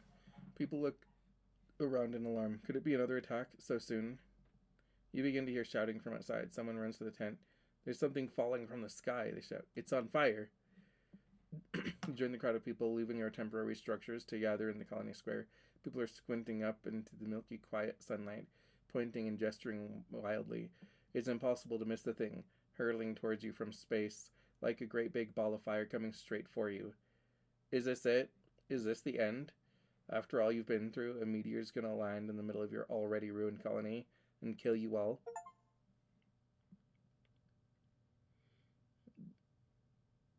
Helios buzz. Mars grabs your shoulder. It's another ship, she exclaims. Look, look, it's another spaceship from Earth. Excitement ripples through the crowd. Could it be? You stare up, unbelieving, at the rapidly approaching ship. The flames of its entry into the atmosphere dissipate, but a thick column of greasy black smoke trails behind it. Soon you can hear the whistle of it ripping through the atmosphere at terminal velocity. That is not a controlled descent. It's an enormous ship coming at you way too fast. The ship's reverse thrusters fire, trying to slow it down so it doesn't smash into a billion pieces when it hits the planet. Everyone scatters to take cover. You crouch behind some rocks, throw your arms over your head, and squeeze your eyes shut. You hear the massive spaceship touch down in geoponics, plowing through the fields and grinding over what was left of the greenhouses. You're thrown into the ground from the force of the impact as shrapnel and small rocks zing past your head. It grinds along like some roaring monster, cutting a great scar through the colony and kicking up an enormous cloud of dust. Goddamn.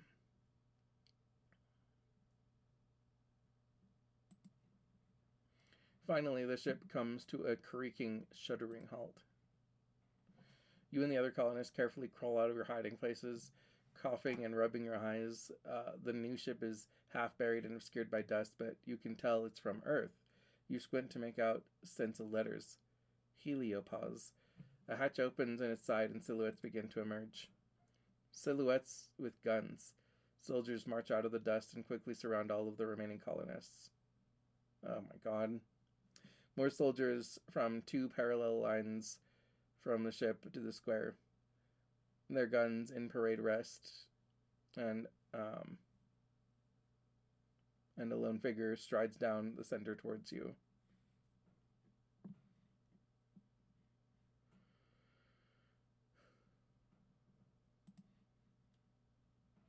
Greetings, fugitives of Earth, the man says, spreading his hands wide. Fugitives? What the fuck? A dismayed murmur ripples through the crowd. The adults exchange significant looks. Chief Engineer Instance tries to slip out of the crowd, but she's stopped by the line of soldiers. The man smiles. He has a broad, easygoing smile that doesn't match the threatening aura of the soldiers, nor the smoke ruin of the ship behind him. I am Commander Lum, he says proudly. As captain of the Heliopause, I have come to render aid and bring you to justice.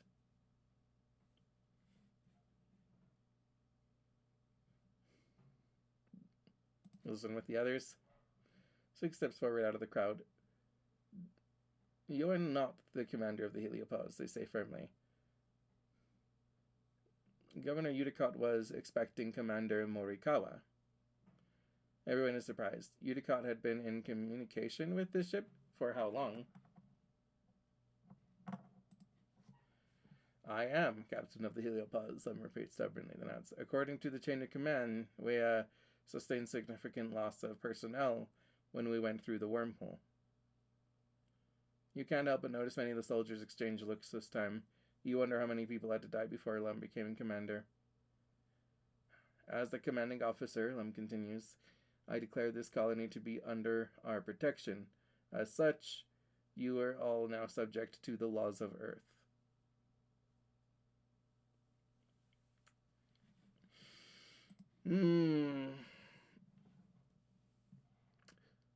Seek bows. Now, they stammer. There's no need for dramatics. We're a diminished colony, as you see. Governor Udicott died in the most recent attack, and Fluorescent passed away a few months ago. Even Technician Halitosis is gone. You see, we're quite leaderless. Wait, your mom? What would these Earth cops have wanted from your mom? You notice Chief Engineer Instance is being held with her arms behind her back. She glowers at Lum with unbridled hatred. Yeah, I think I can imagine why. Lum turns to the assembled colonists. Well, why don't we fix that, he declares. Say hello to your new governor.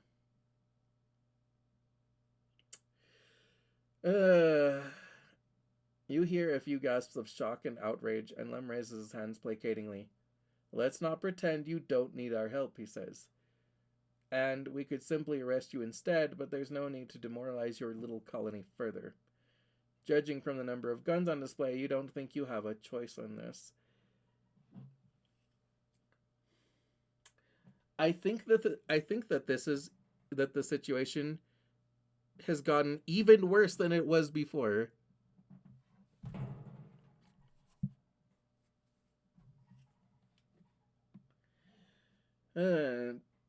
No one knows how to react. A new governor from Earth, nearly 100 new colonists, most of them trained soldiers. What does this mean for the colony?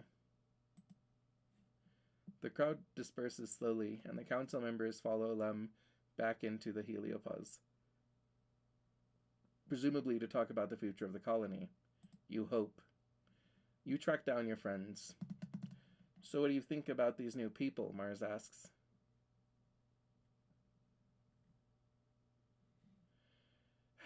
They're just going to boss us around. As much as I would like to say, I'm glad they're here to save us, or I'm excited to make new friends, that's not what's fucking happening here.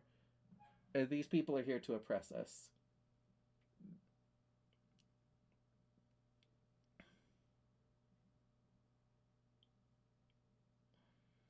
Like, this guy who has just come and declared himself our leader is clearly an asshole, and I don't think that they're going to be helpful at all. I think that they're going to take our already limited resources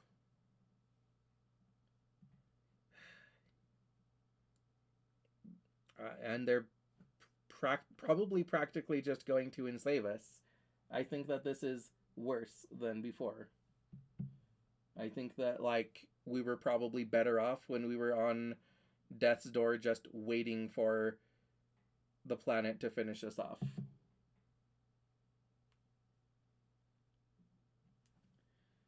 They're here for you to listen to the law because your community are deserters to Earth and technically criminals. Yeah. Rebel Girl arc incoming. Yeah, you know what? This is where I'm gonna fucking rebel. This, like, these fuckers, I don't like these fuckers. I think now it's going to start giving me some decisions that I'm happy to rebel against. They're just going to boss us around. Tangent nods. They don't live here. They don't know what it's like, and they're just going to swoop in and act like they're better than us. She hugs her arms around herself. Do you see what they were doing to Instance? Yeah. Like, fuck these guys. The entire colony, now twice as many of you, sets to work on salvaging the wreckage of the heliopause, tearing it down and combining it with the stratosphere's remaining engine section. Spirits are high, though these new colonists from the heliopause aren't like any people you've ever met before. With their uniforms and weapons, they're more like an invading force than a rescue. That's what I'm fucking saying. You aren't sure what this means for the colony or for your future. I'm pretty sure that it means bad. You're rebels. Rebels are hot. You things. I think you're going to hate Governor Lem for sure. No one likes him. Yeah, seems.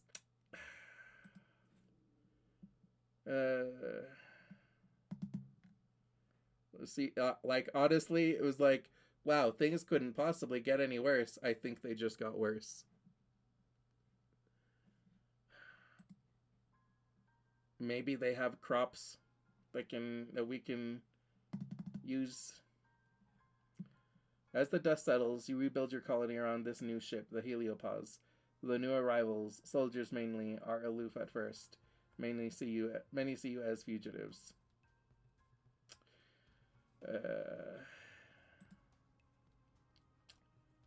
Together, you build new walls, living quarters, greenhouses, and a massive bunkered garrison.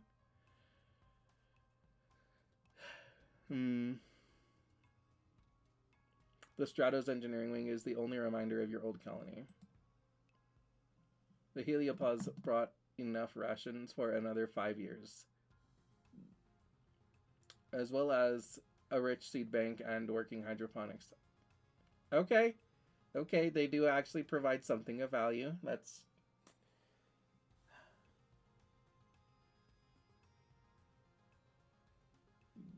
I thought it was going to be someone else, but it's definitely him. He has a better chance than Lem. Actually, things did go better. Now you have a home again, and you're not living like the animals. Okay. Finally, an end to the slow starvation you felt for years. Okay. Well, at least they have provided something of value. They also have more guns and explosives than you've ever seen in your life. Even the ship has guns.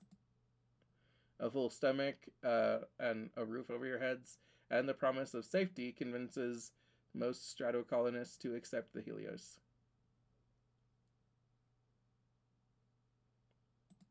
Yeah, alright. In turn, the Helios decides that you criminals pose little threat. A grudging peace is brokered between the two groups. You decide they aren't so different, really. There are even Helio children born among the stars just like you.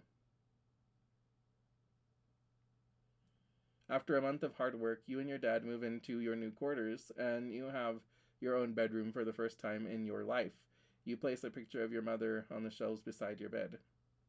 You step out into your very own balcony to watch the new colony, its grounds bustling with so many strangers and new ideas. You feel something rising in your chest that you haven't felt in some time. Hope. Excitement. What will the new day bring? You better get out there and find out. Okay, let's start colony defense. We're not starving anywhere. Okay. Alright, you know what?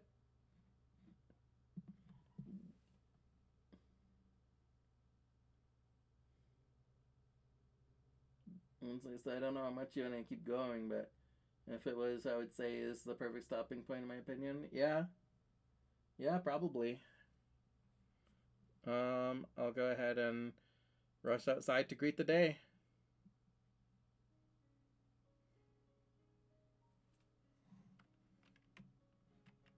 Let me just have a look at everything.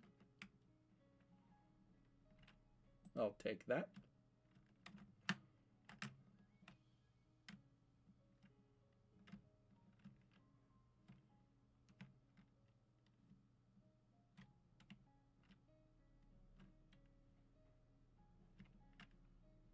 I'll take that.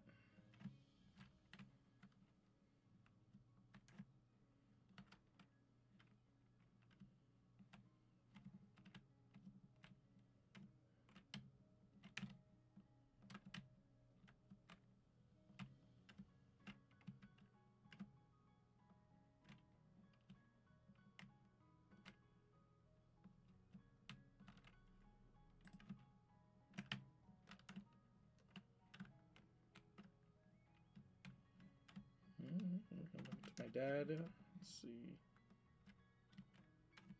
Yeah, all right.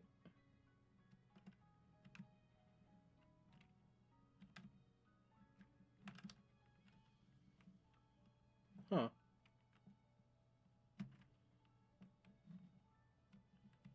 Someone new.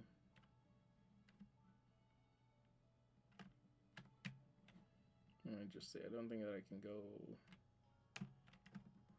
Yeah, okay.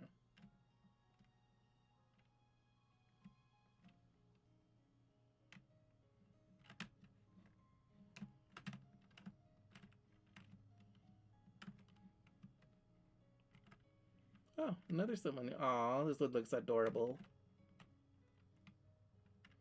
Alright, maybe I am a little excited to make a new friend.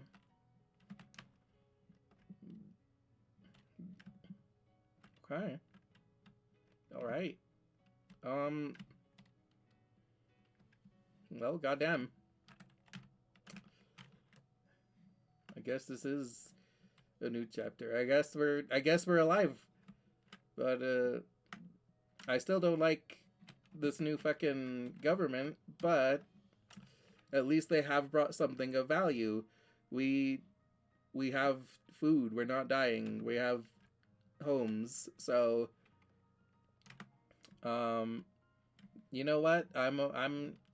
Our immediate problems have been solved, and we can now work towards solving our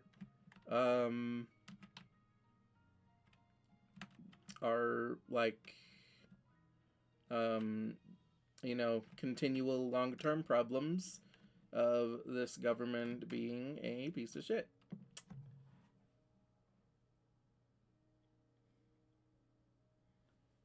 Yeah, you can keep going. There's a new arc now. It's bigger and there's some new characters. So yeah. Honestly, I agree. I think that this is a great stopping point. Like if I could continue, it would be for maybe like another hour. But honestly, like my stopping point was going to be between like 5:30 and 6:30 ish, and this is 5:30, so this is great.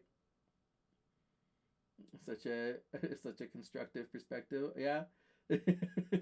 like like listen, I I immediately was like, I don't think that these guys are going to help solve our problems. I think they're just going to bring more problems. But they did actually solve our problems. So you know what? And in the short term, for this is great. This is a great thing for now. We'll worry about all of the other problems that they're bringing later. So yeah, this is a great spot to wind down.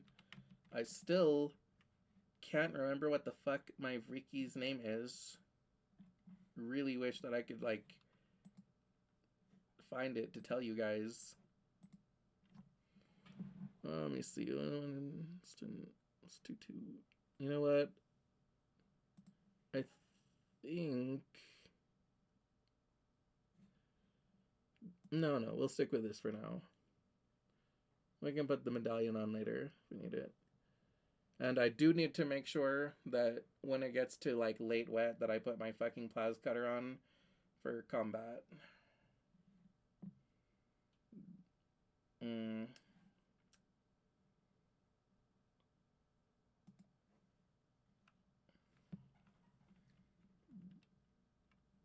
You like the game as of now? I fucking love this game. It is it is tragic, but beautifully so.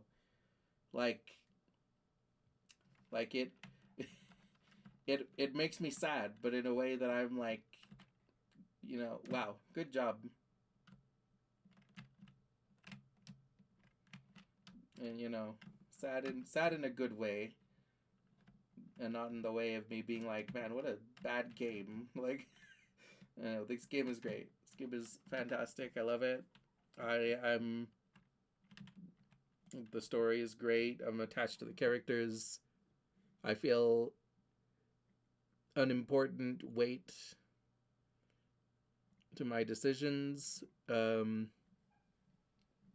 Like it feels very good to like just sort of play it my own way. Like I can see that there's like consequences and a right way to do things and everything, but it's also like good for me to learn and discover. Enjoy the ride. I am enjoying the ride. And damn, now that it's month 1 of pollen, pretty sure I can talk to my dad, give him the cure, and be like, "You're good. You're good, Dad." Pretty sure that's what he wants to talk about right now, or at least one of the things. So fuck yeah. Can't wait to give him the cure. Can't wait to talk to these new people. But yeah, that'll be next time. Let me go ahead and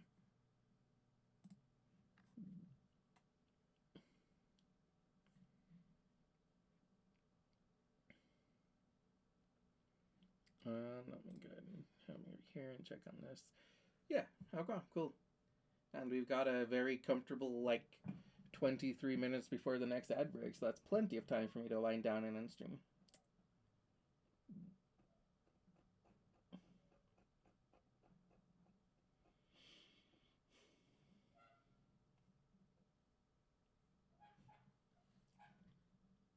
That's where the stream gonna get dinner. Yeah, go ahead and get dinner, Alex. I'm just gonna wind down to end right now.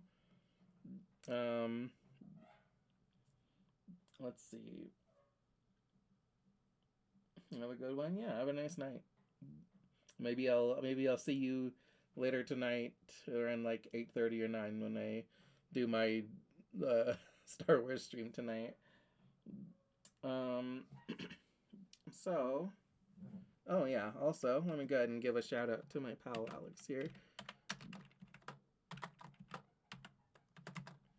So, Alex is my IRL best friend, and one of the 2 VIPs that made this game their VIP game for me to play. Both of them were desperate for me to play this game. They both really wanted me to play it, and I have known for years that for a year, at least a year or 2, that I would fucking love this game. I knew it. I just hadn't gotten around to playing it until this year. And now that I'm playing it, I'm fucking loving it. Just like I knew I would. I'm very happy with it. I'm excited for more. You'll be sleeping. Have a great night. Have a beautiful people. Yeah, have a nice night, Goro. Thank you so much for being here. Just so you know, I play this most Thursdays, though next week I'm off for a sleepover with Alex. So, but the second Thursday of March should be back with it, as usual. And yeah, you have a nice night if you're heading to bed right now. But let's see. Otherwise, let's see. Frosty says, OMG, Jim Alexander 77 is like the bestest streamer ever. Like tells super cool stories and play games with lots of smashing. Did you see their Hulk stream? Wowza. They're also super nice and speak Spanish and English. It's like a party in every stream. This is so cool. I'm gonna watch all their videos. Um, yeah, let's see. Now, to recap the stream, damn, there's a lot to recap.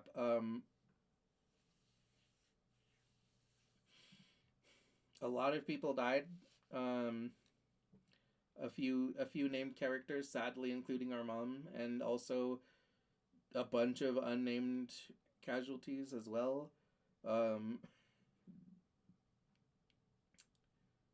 our colony, we we we very much teetered on the edge of death with not only the famine but the faceless. I think that the only reason that we actually did survive the famine is because enough people died that there weren't as many mouths to feed. And somehow we managed to start rebuilding, and like a terrifying miracle, the heliopause has come to our rescue. A like, you know what? They've brought crops that we can grow and food for the short term.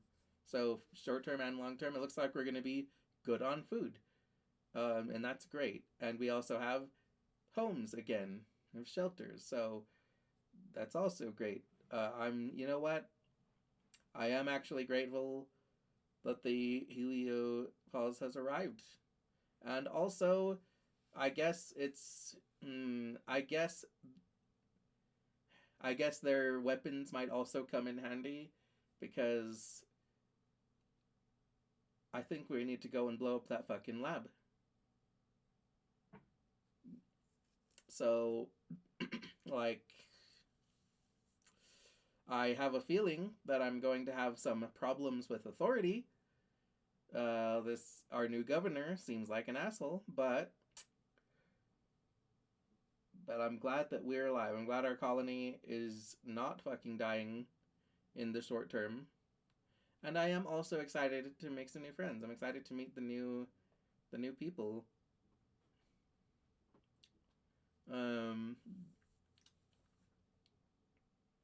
So, like, goddamn, like our this has been quite an episode. um, yeah, like, this has been crazy.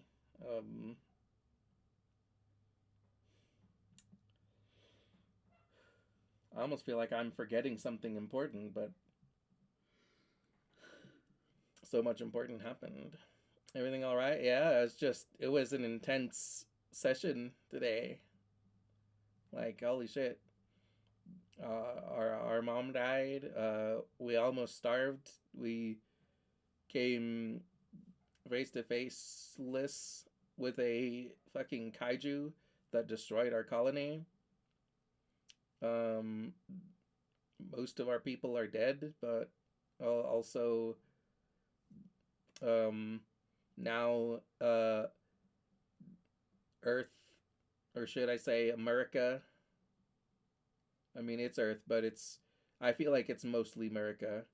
Um, has come with another ship to our rescue, but also sort of like, our rescue in quotation marks, because we're alive, but also they're like, hey, now you're subject to Earth laws. I have a feeling that I'm going to have a lot more opportunity to rebel. um, so far, I've been a very good, loyal, um, person. I haven't done much rebellion. I think I'm going to now. Now that, the authority is these Earth assholes. Sorry, I missed all that. Been VCing with a friend. That's okay, E. We had a fun time. You can always look back on the VOD, but yeah, a lot fucking happened this time.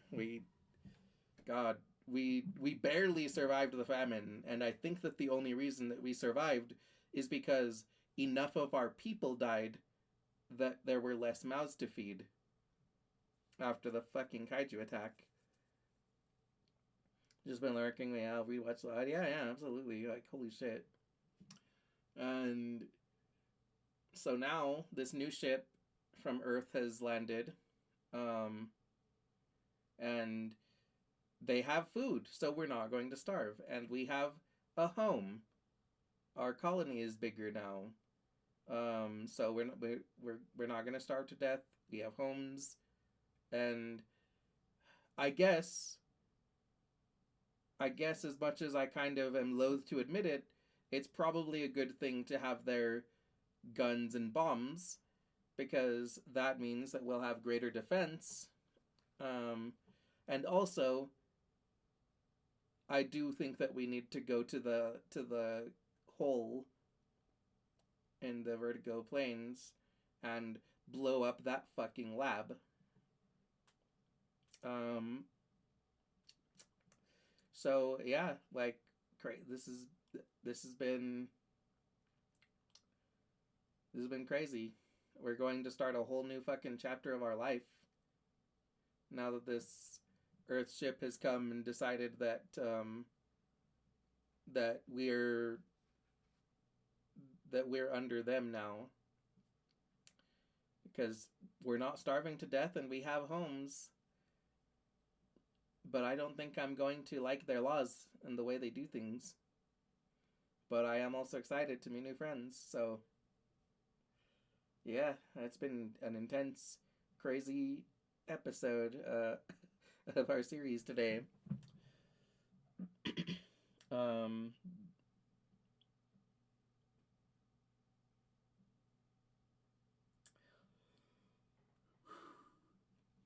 Anyway, yeah, you guys remember, Rainbow's End is brought to you by you. This wouldn't be possible without your love and support. You guys coming to spend time with me means the world to me. Special thank you to E for being here, and my new follower and first time chatter, Kuro, who I'm happy to have here, who really loves the game. Really happy to have more people who love the game here. Another special thank you to Remy the Druid for the offline follow. Special thank you to Alex for being here for most of this and enjoying this crazy fucking ride with me, and for being one of the two people that were like begging me to play this game in the first place. And also thank you to Alex for the clip. And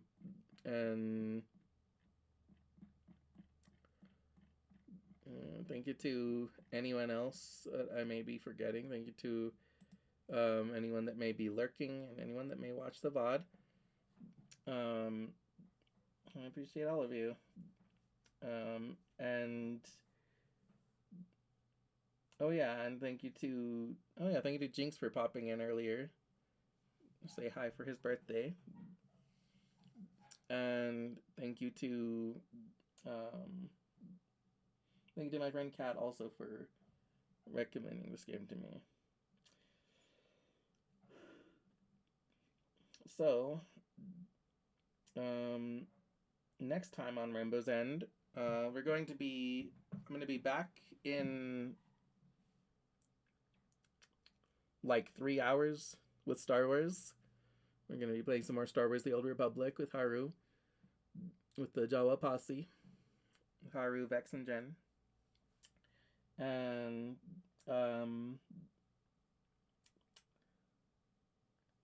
let's see.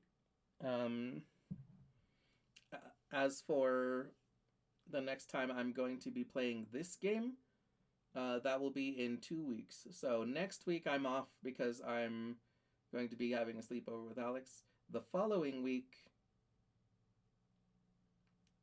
I should be back with my regular schedule as normal.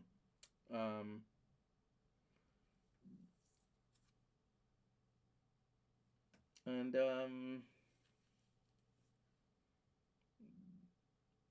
yeah, let's see. Um, so yeah, you guys take care of yourselves and go eat some good food. You know, eat some of your favorite foods. Make sure that you're well fed. And um, we're going to be we're gonna figure out who we're gonna be rating. Let's see. No grumpy Pion. Wow, look how big that one is, Pion. Careful, Pion. That's a very powerful. Let's see.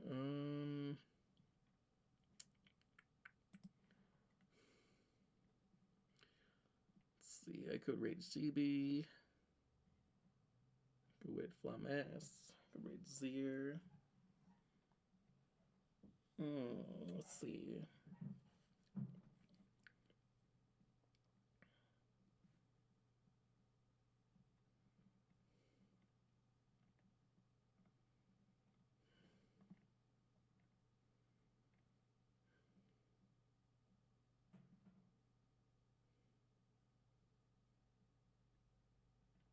You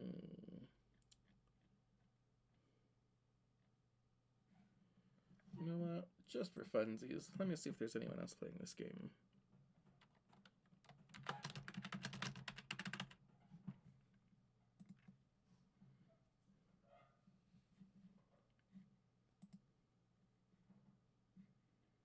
No, I am the only one playing this game right now.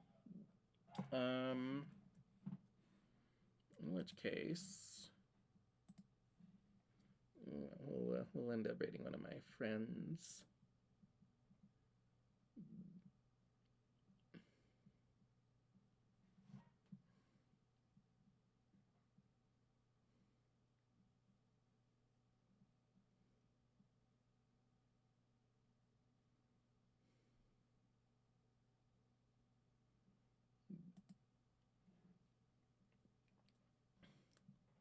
Let's see. God, I was spamming the kick button and the camera was fucking freaking out.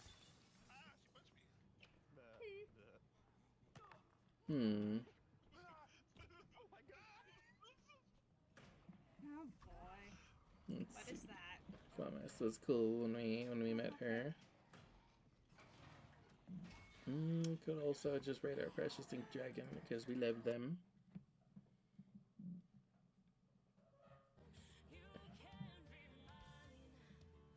No, there's no mic. Could also rate Mama. It's always nice to. Mama's a nice person. I'm not sure. Have I ever rated Mama? You for bish. Bro, this auto mod thing is so fucking weird. Yeah. What? There's goddamn ninjas in here, I swear to God. You know what? I'm not sure if I've rated Mama, and if I have, I think it's been a while. So, we'll rate Mama. Mama is currently Winged by Daylight.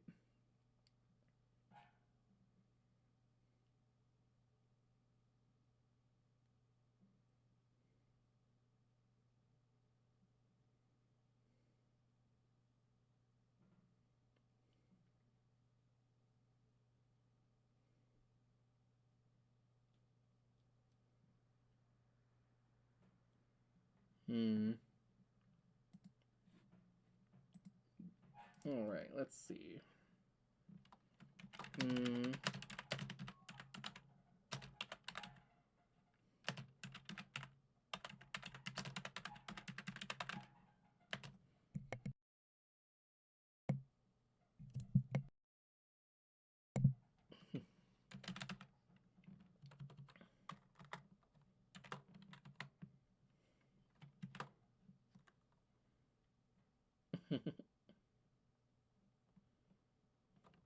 You come to watch our favorite murderous mama. And then let me copy and paste that with some emotes. Control C, Control V.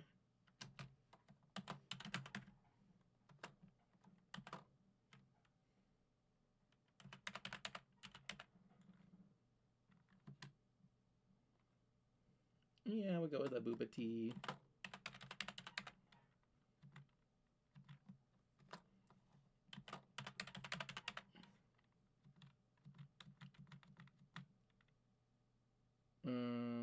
Go with my yap. We'll go with my drive.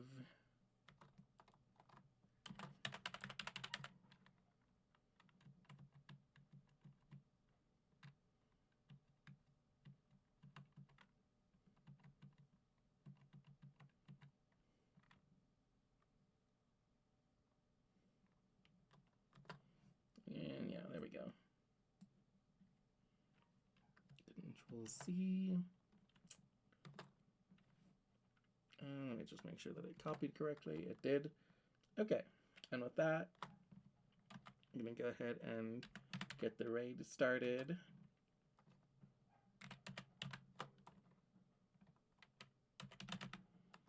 Slash raid KMB mama.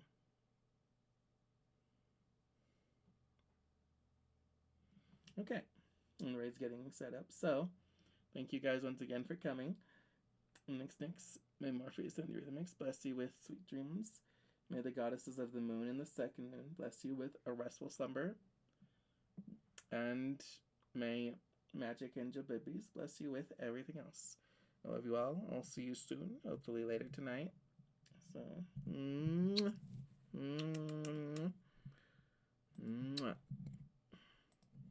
bye-bye, cuties.